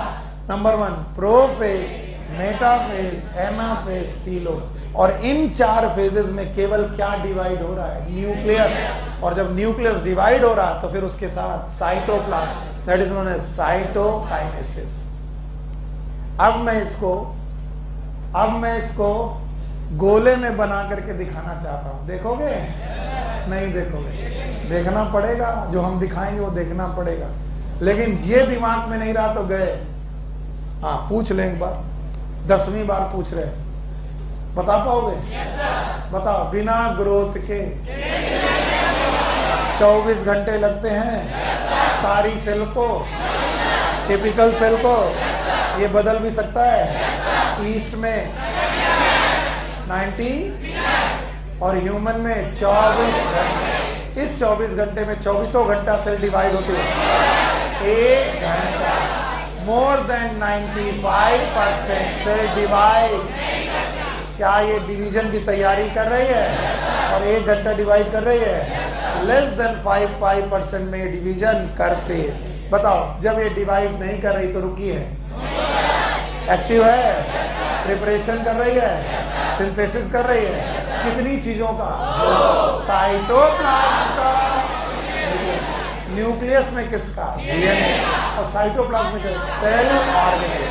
फिर जब ये बन गए, इन्हें डिस्ट्रीब्यूट करना है। डिस्ट्रीब्यूट पहले न्यूक्लियस का, फिर साइटो। न्यूक्लियस का डिस्ट्रीब्यूशन इज कैरियोकाइनेसिस और साइटोप्लाज्म का साइटो। मैं चाहता तो मैं ये सबसे पहले बनाता।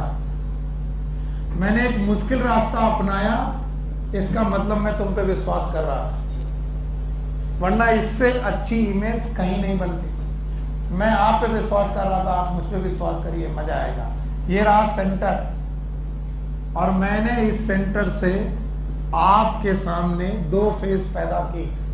आप यहां से लेकर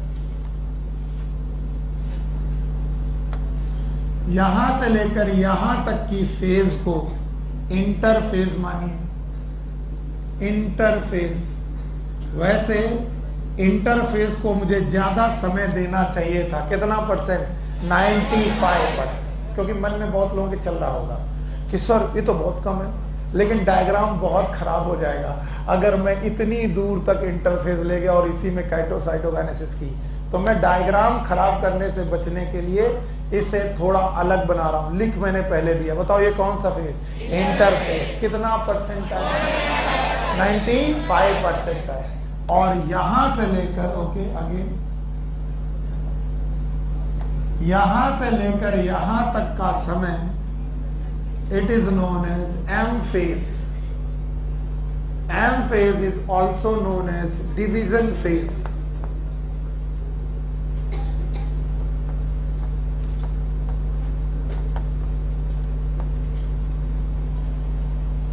कौन सा फेज?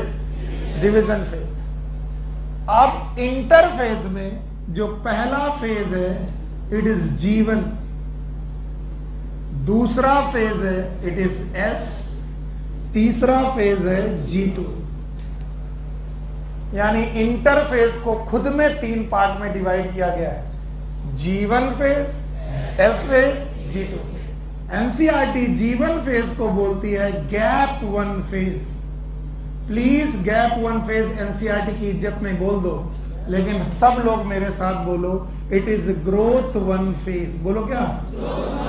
तो इससे तुम्हें फीलिंग आएगी कि इस जगह पर गैप है कि ग्रोथ है, क्योंकि इंटरफेज में ग्रोथ चल रही है। किसकी? साइटोप्लाज्म और न्यूक्लियस की। S phase is known as synthetic phase. ये सही नाम है क्योंकि सिंथेटिक फेज में डीएनए की सिंथेसिस हो रही है। किसकी? DNA. And G2 phase NCERT लिखती है गैप 2 फेज। तुम्हें मालूम है तुम्हें क्या बोलना है? Growth 2 phase. It is known as growth 2 phase.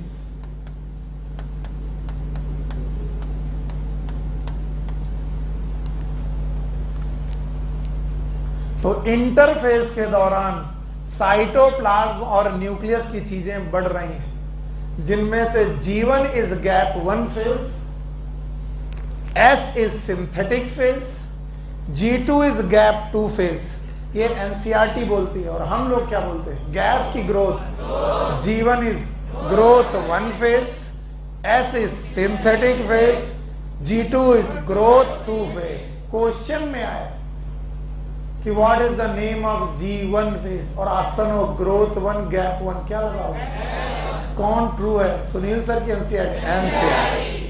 बोले नहीं हमारे सर ने पढ़ाया तो हम तो ग्रोथ 1 लगाएंगे, मिलेगा -1, टोटल -5। ये हम अपना याद करने का तरीका बता रहे हैं। गैप लगाओगे कि ग्रोथ?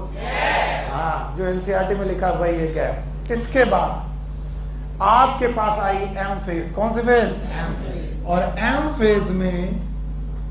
फेज में बच्चों ये वाला फेज है, यहां से लेकर यहां तक, जो मैं पीला बना रहा हूं, ध्यान सुनना, this yellow, it is known as karyokinesis. बोलो क्या बोलेंगे? Karyokinesis.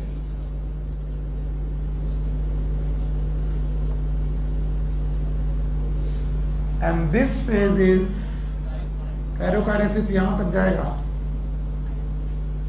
and this phase is known as cytokinesis।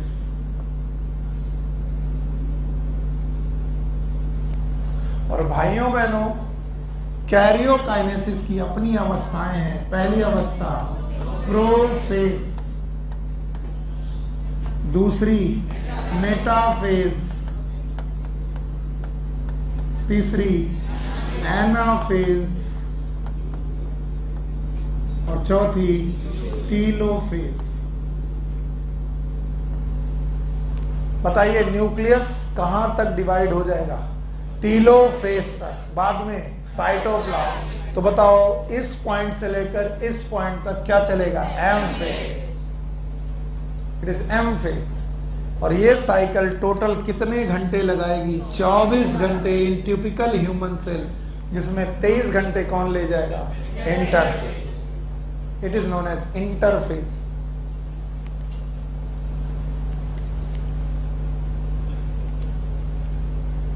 More than 95% में G1, S और G2 हैं, और लेस देन 5% में कैरियोकाइनेसिस एंड साइटोकाइनेसिस। और कैरियोकाइनेसिस में भी 4, प्रोफेज, मेटाफेज, एनाफेज, टीलोफेज। और इन अंग्रेजी शब्दों का अपना मतलब है। तुम चाहोगे तो मैं बताऊंगा, तुम नहीं भी चाहोगे तो भी मैं बताऊंगा। प्रो का मतलब होता है फर्स्ट, तो that's why it is known as first phase. Meta का मतलब होता है after, after phase, that's why it is known as second. After मतलब सेकेंड, सेकेंड फेज।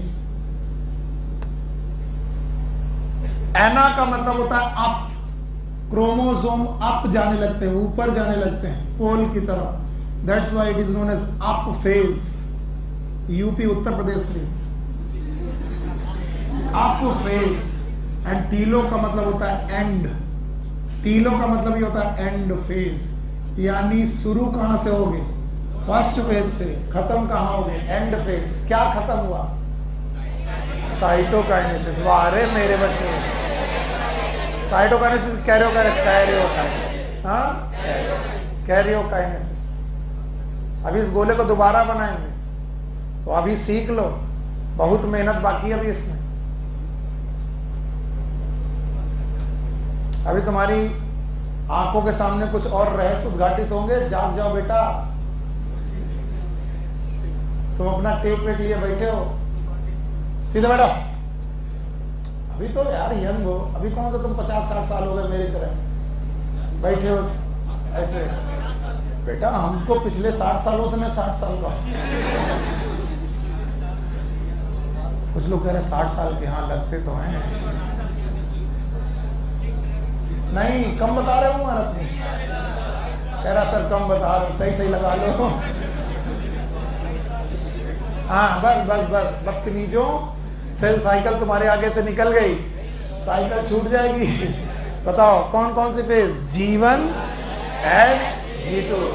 अब सुनो, G1 में भी साइटोप्लाज्म बढ़ता है, G2 में भी साइटोप्लाज्म बढ़ता है, और इन दोनों साइटोप्लाज्म बढ़ने के बीच में न्यूक्लियस बढ़ लेता है। किसमें? आइए एस फेज में क्या क्या होता है लिख रहा हूं।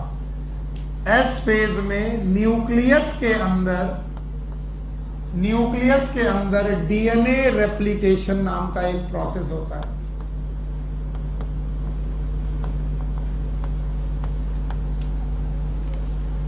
और साइटोप्लाज्म के अंदर सेंट्रियोल डुप्लीकेशन का एक प्रोसेस होता है।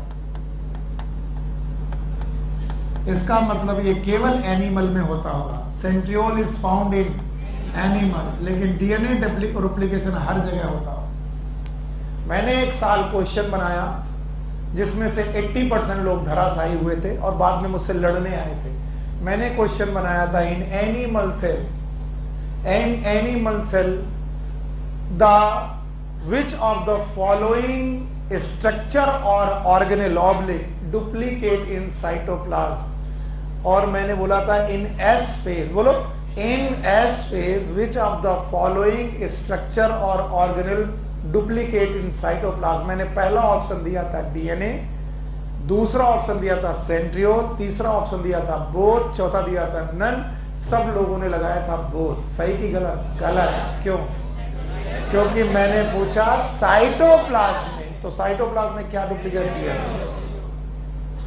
नहीं आया, नहीं आया। भैया कोशिका के दो पार्ट हैं, ये रहा न्यूक्लियोप्लाज्म और ये रहा, तो बताओ सेंट्रियोल अपना नंबर कहां बढ़ा रहा है? साइटोप्लाज्म। और डीएनए न्यूक्लियस के अंदर। तो बताओ डीएनए डबल हो रहा है न्यूक्लियस के अंदर और सेंट्रियोल डबल हो रहा है साइटोप्लाज्म के अंदर। तो मैंने क्या लिखा? एस फेज में न्यूक्लियस के अंदर डीएनए डबल हो रहा है और साइटोप्लाज्म के अंदर सेंट्रियोल डबल हो रहा है। तो याद रहे, एस फेज में न्यूक्लियस के अंदर डीएनए डुप्लीकेशन चल रहा, रेप्लिकेशन चल रहा, और साइटोप्लाज्म में सेंट्रियोल डुप्लीकेशन चल रहा। अगर आपका मन कर रहा है कि सुनील सर अपने मन से पढ़ा रहे, तो घर में जाके एनसीईआरटी दोबारा जरूर पढ़ना, because it is written in NCERT. Now G1 phase बहुत ही खतरनाक फेज है। इस फेज में न्यूक्लियोटाइड बन रहे हैं, मतलब मोनोमर्स बन रहे हैं, अमीनो एसिड बन रहे हैं। इसी फेज में बेटा ध्यान सुनना, एटीपी बन रहा, इसी में most of the cell organelle double हो रहे हैं। Most of the cell organelle ये डबल हो रहे हैं, ये डुप्लीकेट हो रहे हैं। Nucleotide, amino acid, ATP, most of the cell organelle यहां पर डबल हो रहे हैं G1 में। बोलो क्या क्या? न्यूक्लियोटाइड बन रहा है, अमीनो एसिड बन रहा है, एटीपी बन रहा है, most of the cell organelle duplicate हो रहे हैं। किस फेज में? G1। Now the G2 phase में 3 सेल ऑर्गेनेल डबल हो रहे हैं, MCG, लर्न रखना, MCG। माइटोकॉन्ड्रिया डबल हो रहा है। Most of the cell organelle कहां थे? जीवन, लेकिन माइटोकॉन्ड्रिया कहाँ? G2। क्लोरोप्लास्ट भी यहीं पर डबल हो रहा है और गोल्गी बॉडी भी यहीं पर डबल हो रहा है। अगर कोई पूछे ER कहां डबल हुआ है? G1। कहां पर? लाइसोसो एंडोमेम्ब्रेनस सिस्टम में गोल्गी बॉडी को छोड़कर सारा G1 में। तो most of the cell organelle कहां डबल हो रहे हैं? G1 में। लेकिन MCG बोलो कौन कौन? बोलो कौन कौन? माइटोकॉन्ड्रिया, क्लोरोप्लास्ट, गोल्गी बॉडी, ये कहां डबल हो रहा है? और याद रखना, यहीं पर आरएनए बन रहा है। क्या बन रहा है? और यहीं पर प्रोटीन बन रही है। तो आरएनए और प्रोटीन नाम के मॉलिक्यूल जो बन रहे हैं वो G1 की बजाय G2 में बन। तो जीवन क्या कर रहा है? न्यूक्लियोटाइड बना रहा है, अमीनो एसिड बना रहा है, एटीपी बना रहा है, most of the cell organelle को डबल कर रहा है। सर हमको बिल्कुल समझ में नहीं आ रहा है, और जब हम कल पूछेंगे तब क्या करोगे? और आज भी मैं कह रहा हूं कि इतने से इतनी दूर में केवल ग्रोथ हो रही है। किसकी? Cell growth. बोलो क्या? और सेल ग्रोथ में कितनी ग्रोथ? दो। एक कौन? साइटोप्लाज्म, दूसरा न्यूक्लियस। न्यूक्लियस के अंदर डीएनए। डीएनए किस फेज में? बाकी G1 और G2 में क्या? साइटोप्लाज्म। और साइटोप्लाज्म के कौन कौन से हिस्से बता पाओगे? बोलो। G1 में nucleotide, amino acid, ATP, most of the cell organelle किसमें? G1। S में न्यूक्लियस के अंदर डीएनए रेप्लिकेशन, साइटोप्लाज्म के अंदर सेंट्रियोल डुप्लीकेशन। इसका मतलब 4 सेल ऑर्गेनेल हैं जो G1 में डुप्लीकेट। कौन कौन?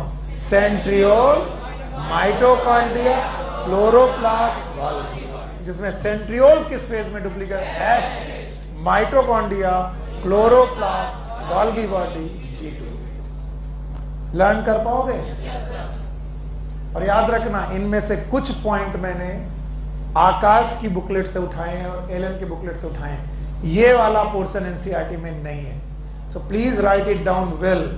MCG, what is M? Mitochondria, chloroplast, Golgi. याद रहेगा? प्लीज इसे गलत मत मानिएगा वरना आप लोग फंसेंगे। बताओ, प्रोफेज पहला फेज है किस बात का? कैरियोकाइनेसिस।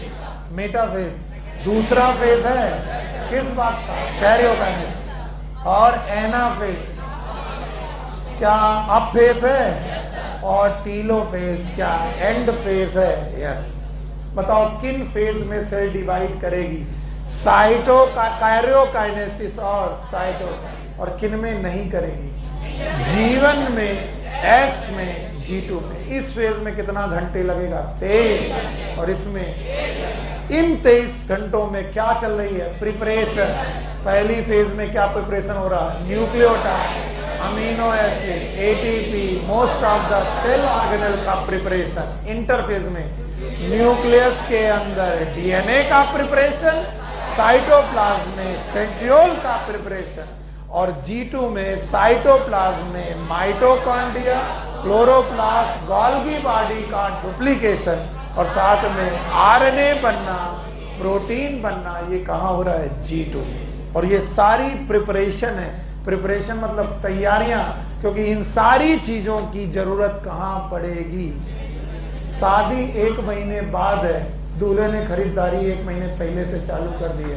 दूल्हा किस फेज में है? इंटर। तो क्या वो रुका है? नहीं रुका है। वो रोज कहीं ना कहीं जा रहा है। कभी पेडिक्योर, कभी मैनिक्योर, कभी खरीदना है क्या? अंगूठी, कभी खरीदना है शेरवानी, कभी खरीदने जूते, कभी कराना है फेशियल, और कभी घोड़ी वाले के पास जाना है, बैंड वाले के पास जाना है, बाराती लोगों को कार्ड बांटना है। तुम तो बेटा कार्ड ही बांटोगे। तो बताओ, शादी जब चल रही है वो 1 महीना चल रही कि 1 दिन? लेकिन 1 महीने से क्या चल रही है? तैयारी। इसे बोलते हैं शादी साइकिल।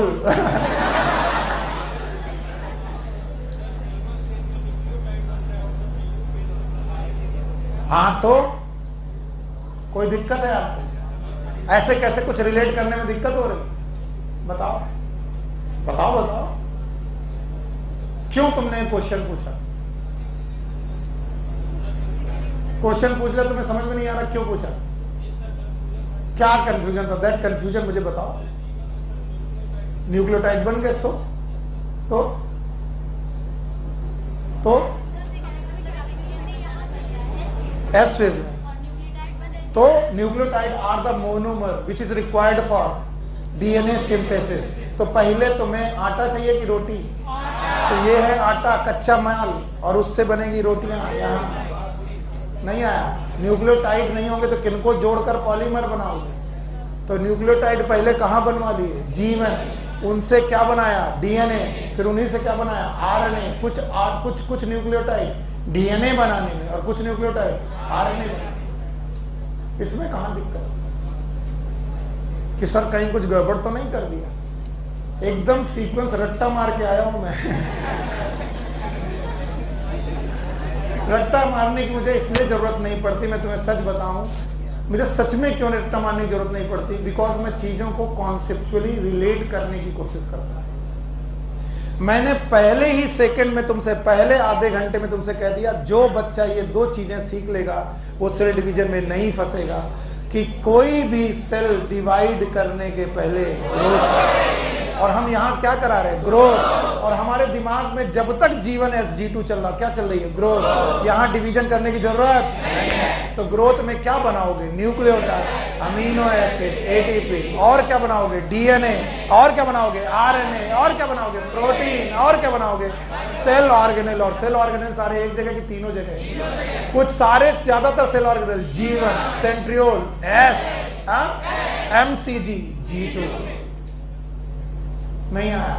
अभी कोई कंफ्यूजन हो तो बता दो, वरना क्योंकि मैं यहां से दबाने जा रहा हूं। दबा दें? आ गया? अगर आ गया तो अब बताओ क्या क्या आया? सेल साइकिल में कितनी फेज? 2। एक कौन? इंटरफेज। और एक इंटरफेज की कितनी फेज? 3। G1 SG2। वाह मेरे बच्चे, शाबाश। जीवन का नाम गैप 1, S का नाम सिंथेटिक, G2 का नाम। मैंने अपना तरीका सिखाया है जो सही नहीं है, लेकिन याद करना है। गैप का 1 का सिंथेटिक फेज, ग्रोथ 2। तो क्या ग्रोथ 1 में भी ग्रोथ हो रही है? S में भी और G2 में भी। तो ग्रोथ 1 में क्या क्या ग्रो कर रहा है? Nucleotide, amino acid, ATP, most of the cell. S phase में भी कुछ ग्रो हो रहा है। न्यूक्लियस के अंदर डीएनए और साइटोप्लाज्म में सेल। ये मैं बता रहा हूं कि NCERT। और G2 में भी कुछ ग्रो कर रहा है। बोलो क्या? MCG, माइटोकॉन्ड्रिया, क्लोरोप्लास्ट, वॉल्वी। इसके अलावा RNA ग्रो होकर के तैयारी है। ये तैयारी 1 महीना चली दूल्हे की, और शादी 1 महीना होनी। तो वो जो शादी है that is known as cell division, जिसके कितने फेज? 2। एक भंवर तक, जयमाल तक, और उसमें जयमाल के बाद जयमाल तक कैरियोकाइनेसिस। उसके बाद जयमाल तक लोग रहते हैं, खाना खा के निकल लिए, बाकी तुम जानो तुम्हारा नहीं आया। हम तो लिफाफा दे के आ गए। कितने फेज? 2। पहला कौन? कैरियोकाइनेसिस। दूसरा समझ में आया? And now the very raw and rude, गंदा कॉन्सेप्ट। सब लोग पेन छोड़ देंगे, सब लोग पेन छोड़ देंगे। और ये गंदा कॉन्सेप्ट एक गंदा आदमी ही सिखाता है पूरी इंडिया में, वो है सुनील सर। मेरे अलावा ये गंदा कॉन्सेप्ट आपको कोई नहीं सिखाएगा, क्योंकि मैं बड़ी गंदी तरीके से बात बताता हूं। मैंने दोबारा गोला बनाया, मतलब मैं इसमें क्या भरने वाला हूं तुम्हें याद है? बोलो, ये वाला फेज क्या है? G1। ये वाला G2। जिसने भी पेन बेटा ओपन करके रखा हुआ है वो मेरे पे विश्वास नहीं करता। आपको केवल दिमाग चलाना है। अगर ये नहीं चला पाए तो तुम कितना भी लिख लो, तुम्हें आना है नहीं। और जब तुम्हें आना नहीं है तो वो किताबों में और नोटबुक में बना रह जाएगा। पहला पॉइंट ये है कि इंटरफेज का जो न्यूक्लियस है, कोशिका अगर किस फेज में है? इंटरफेज। तो मैं पहले ही बता दे रहा हूं क्योंकि बड़ा गंदा कॉन्सेप्ट है, उल्टा सीधा पढ़ाता हूं। ये जो इंटरफेज का न्यूक्लियस है, मान लो ये कोशिका इंटरफेज में है और इसके पास न्यूक्लियस है, तो इंटरफेज के न्यूक्लियस में डीएनए क्रोमेटिन थ्रेड के रूप में होता है। ये मैं पढ़ा चुका हूं, भूल गए? फ्लेमिंग याद है? रंगीन धागे दिखते हैं? इंटरफेज में क्रोमोसोम की बात करना बदतमीजी है। अगर कोई क्रोमोसोम की बात करता है इसका मतलब उसे बायोलॉजी नहीं आती। क्रोमोसोम नाम का स्ट्रक्चर इंटरफेज में अपीयर नहीं होता। किस रूप में होता है? क्रोमैटिन। पर तुम्हारे टीचर तुम्हें क्रोमोसोम मान के ही इंटरफेज में पढ़ाने जा रहे हैं, इसीलिए मैं बोलता हूं दिस इज द मोस्ट गंदा कॉन्सेप्ट। क्योंकि मुझे मालूम है ये क्रोमैटिन एक दिन आगे चलकर मेटाफेज में जाएगा। कौन? और यही क्रोमैटिन क्या बनाएगा? क्रोमोसोम। तो आज भले ये क्रोमैटिन है, आगे चलकर क्या बनाएगा? क्रोमोसोम। तो मैं उन क्रोमैटिन को एज्यूम करता हूं। क्या करता हूं? एज्यूम। रियलिटी में क्रोमोसोम इंटरफेज में है कि नहीं है? नहीं है, बट आई एज्यूम इट कि अगर ये क्रोमैटिन है तो आगे चल के क्या बनाएगा? क्रोमोसोम। जीवन फेज का जो भी डीएनए है, बच्चा मेरे बहुत ध्यान सुनना, जीवन फेज का जो भी डीएनए है, it is the original DNA content of cell. जो बच्चा ये बात समझ लेता है वो हीरो है। ओरिजिनल डीएनए कंटेंट का मतलब है जितना सेल में डीएनए होना चाहिए उतना डीएनए किस फेज में होता है? जीवन। जीवन फेज बहुत सुंदर फेज है और वो कहती है कि मैं अभी अभी नई सेल बना के लाई हूं, और वो बनी है किससे? कैरियोकाइनेसिस और साइटोसिस। और अभी अभी जो बच्चा पैदा हुआ है उसे दुनियादारी से मतलब वो उतना ही अमाउंट लेकर आया है जितना उसे भगवान ने भेजा है। और ओरिजिनल कंटेंट के साथ डीएनए अगर किसी फेज में है तो कौन सी फेज है? जीवन। मैं जीवन फेज के क्रोमैटिन ही है, क्रोमैटिन को यहां क्रोमोसोम मान के चल रहा हूं। क्या मान चल रहा हूं? Chromosome. And these are in pair. किसमें बेटा? पेयर। एन और एन। अगर मुझे कभी इंटरफेज का क्रोमोसोम बनाना पड़ जाए, बोलो किसका? इंटरफेज का क्रोमोसोम बनाना पड़ जाए तो ये दो क्रोमैटिड मिलेंगे, लेकिन इन क्रोमैटिड की सेहत आपको अधूरी दिखाई पड़ेगी। ऐसा तो क्रोमोसोम आपने पढ़ा ही नहीं। बताइए, क्या इसमें हर क्रोमोसोम एन है? यस और नो? क्या ये एन है? तो बताओ जीवन में कितने क्रोमोसोम? 2n। बोलोगे? और मान लीजिए अगर इस एक और इस एक का मतलब C है और इस एक और इस एक मतलब का C है, तो बताओ इस समय पर आपके पास कितना है? 2C। हाँ? तो आपके पास जीवन में कितना क्रोमोसोम है? नंबर में 2 और अमाउंट में 2C। यस और नो? अच्छा, अब आई एस फेज। कौन सी फेज? S phase. जैसे ही एस फेज आई डीएनए डुप्लीकेशन हुआ। क्या हुआ? डीएनए डुप्लीकेशन हुआ। उसने क्या बढ़ाया? नंबर की अमाउंट। प्लीज सी, मजा आएगा आपको। ये एक था और ये एक था, यही था। ऐसा बड़ा बना दिया बस मैंने यहां पर। ये एक था और ये एक था, ये एक था और ये एक था, तो ये n था और ये n था। नंबर अभी भी कितने? 2n। पर भाइयों डीएनए ने अमाउंट बढ़ाया है। क्या बढ़ाया है? अमाउंट। और अमाउंट डबल किया। क्या किया? इसीलिए इसका नाम है डुप्लीकेशन। डीएनए ने अपना अमाउंट डबल किया है, इसी का नाम क्या हो गया? डुप्लीकेशन। क्योंकि इसे मैं n मानता था, सॉरी C मानता था, और इसे C, तो इसे भी C और इसे भी C। बताइए C हाँ? याद रखना, इसको और इसको मिलाकर मैं क्या मानता था? C, और ये और से क्या हो गया? C, और इसे मिलाकर C, तो C और C। तो क्या एक क्रोमोसोम में अमाउंट डबल हुआ? और दूसरे क्रोमोसोम में भी अमाउंट डबल हुआ, लेकिन नंबर क्या रहा? सेम। तो बताओ क्रोमोसोम नंबर कितने? 2n। और अमाउंट 4C, ये कहां पर हुआ? S। इधर देखो, अच्छा इनको भी देखना। सुनील सर कितने यूनिट है? एक हाथ, भगवान ना करे, एक हाथ और एक पैर सुनील सर के पास नहीं है। सुनील सर का नंबर कितना है? आधा। अरे मेरे अभी भी राशन कार्ड में कितनी यूनिट आएगी? नहीं, सुनील सर आधे हैं, आधे हो गए। बताओ, सुनील सर नंबर में एक, अमाउंट में आधे। तुम बेवकूफ हो क्योंकि तुमने मुझे ऐसे देखा है। यस और नो? पर क्रोमोसोम जब शुरू होता है तो ऐसा होता है। It is the original content. एक ये और एक ये, और डीएनए डुप्लीकेशन हुआ तो एक ये डबल हो गया और ये भी डबल। नहीं आया? तो जिस समय क्रोमोसोम अपीयर हुआ आपके सामने, उस समय क्रोमोसोम एक्चुअली इक्वल अमाउंट रख रहा कि डबल? नहीं आया। इसे समझ में नहीं आया। ऑनलाइन वालों सॉरी, क्योंकि मुझे दीवार टिका के चाहिए। इधर देखो, see this condition, it is a chromosome condition. कौन सी कंडीशन? क्रोमोसोम कंडीशन जिस समय जीवन में अगर होती, जीवन में क्रोमोसोम है कि नहीं है? अरे यार फोटो तो मत खींचो यार, तो सर ऐसे बनाए फिर मजाक करते हैं।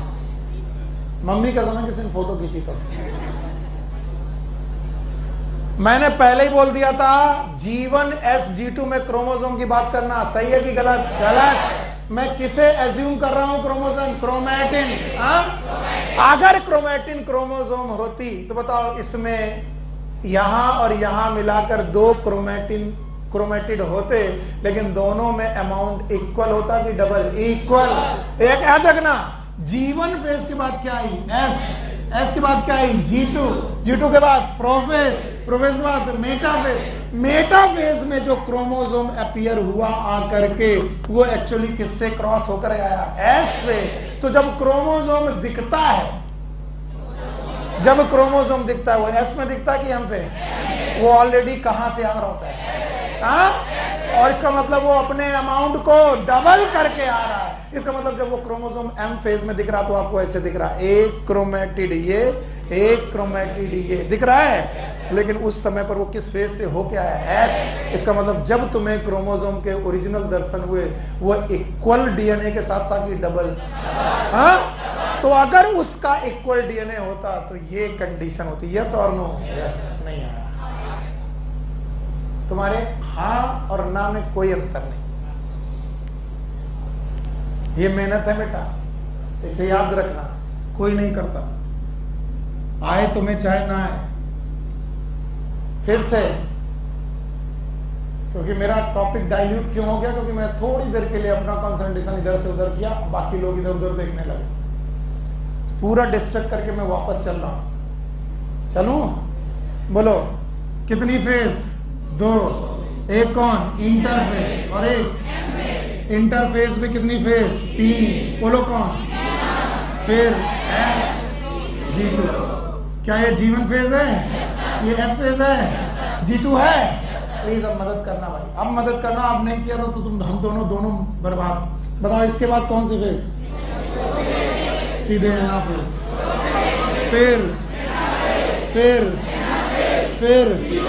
फिर ऐसा कहा जाता है कि क्रोमोसोम पहली बार दिखाई कब पड़ता है? बनता कहाँ है? दिखता कहाँ है? और जब वो दिखता है तो कुछ ऐसा दिखता है। यस और नो? तो मैं कह रहा हूं, अगर ये क्रोमोसोम यहां दिखा है तो ये किसका बना होगा? डीएनए का। बोलोगा? और डीएनए डुप्लीकेट कहां हो चुका है? S फेज में जो डीएनए डुप्लीकेट हुआ है तो अमाउंट में इक्वल है कि डबल? इसका मतलब क्रोमोसोम जब दिख रहा है वो इक्वल अमाउंट में दिख रहा है कि डबल? इसका मतलब अगर इक्वल अमाउंट में दिखता तो इतना दिखता कि आधा। तो बताओ, दिस इज नॉट आधा, this is equal DNA.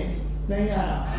Equal DNA का मतलब है डीएनए बेटा किसी क्रोमोसोम में बने तो इतना होना चाहिए, लेकिन ये चूंकि किस फेज से आ रहा है? इसने ऑलरेडी कहां से आ रहा है? डबल होके। नहीं आया? क्योंकि ये दिखा कब है, इसीलिए तुम्हारे सर जीवन फेज को ओरिजिनल कंटेंट मानते हैं। क्या मानते हैं? ओरिजिनल। और इसीलिए मानते हैं कि अगर ये क्रोमोसोम है और ये क्रोमोसोम है तो इनके पास जो डीएनए है इट इज ओरिजिनल कंटेंट की डबल डबल। और इसीलिए इसको नंबर में मानते हैं n, इसको भी नंबर में मानते हैं n, और इस दोनों को मिलाकर c और इन दोनों को मिलाकर c। यस और नो? फिर कौन सी फेज आई? S। हाँ? और जैसे ही S फेज आई सबको मालूम है डीएनए डुप्लीकेट होगा। क्या होगा? डीएनए डुप्लीकेट होगा। नंबर में कि अमाउंट में? इसका मतलब जो क्रोमोसोम होगा वो अपना नंबर बढ़ाएगा कि अमाउंट? नंबर। और अमाउंट अगर बढ़ाया तो जितना है उसका डबल कर देगा? No sir. और अगर डबल कर देगा तो आज भी ये नंबर में कितना है? n। ये भी n और n 2n। लेकिन ये क्या था? c। ये भी c क्योंकि डबल हुआ। तो ये क्या था? c। ये भी c। तो बताओ ये 2c बोलो कितना? 4c। नहीं आया? इसका मतलब अगर ओरिजिनल क्रोमोसोम होता, कैसा? तो बताओ क्या उसके पास इस कंडीशन में होता? यस और नो? ये जीवन का है, एस का है कि जीटू का? जीवन का। और जीवन का कंटेंट इज डबल की ओरिजिनल? ओरिजिनल। क्या एस पे से गुजरे? नंबर बढ़ाया कि अमाउंट? अमाउंट। अब सर 2 हो गए। अभी भी सर कितने हैं? ए। अभी भी ए। सर बोले आधे।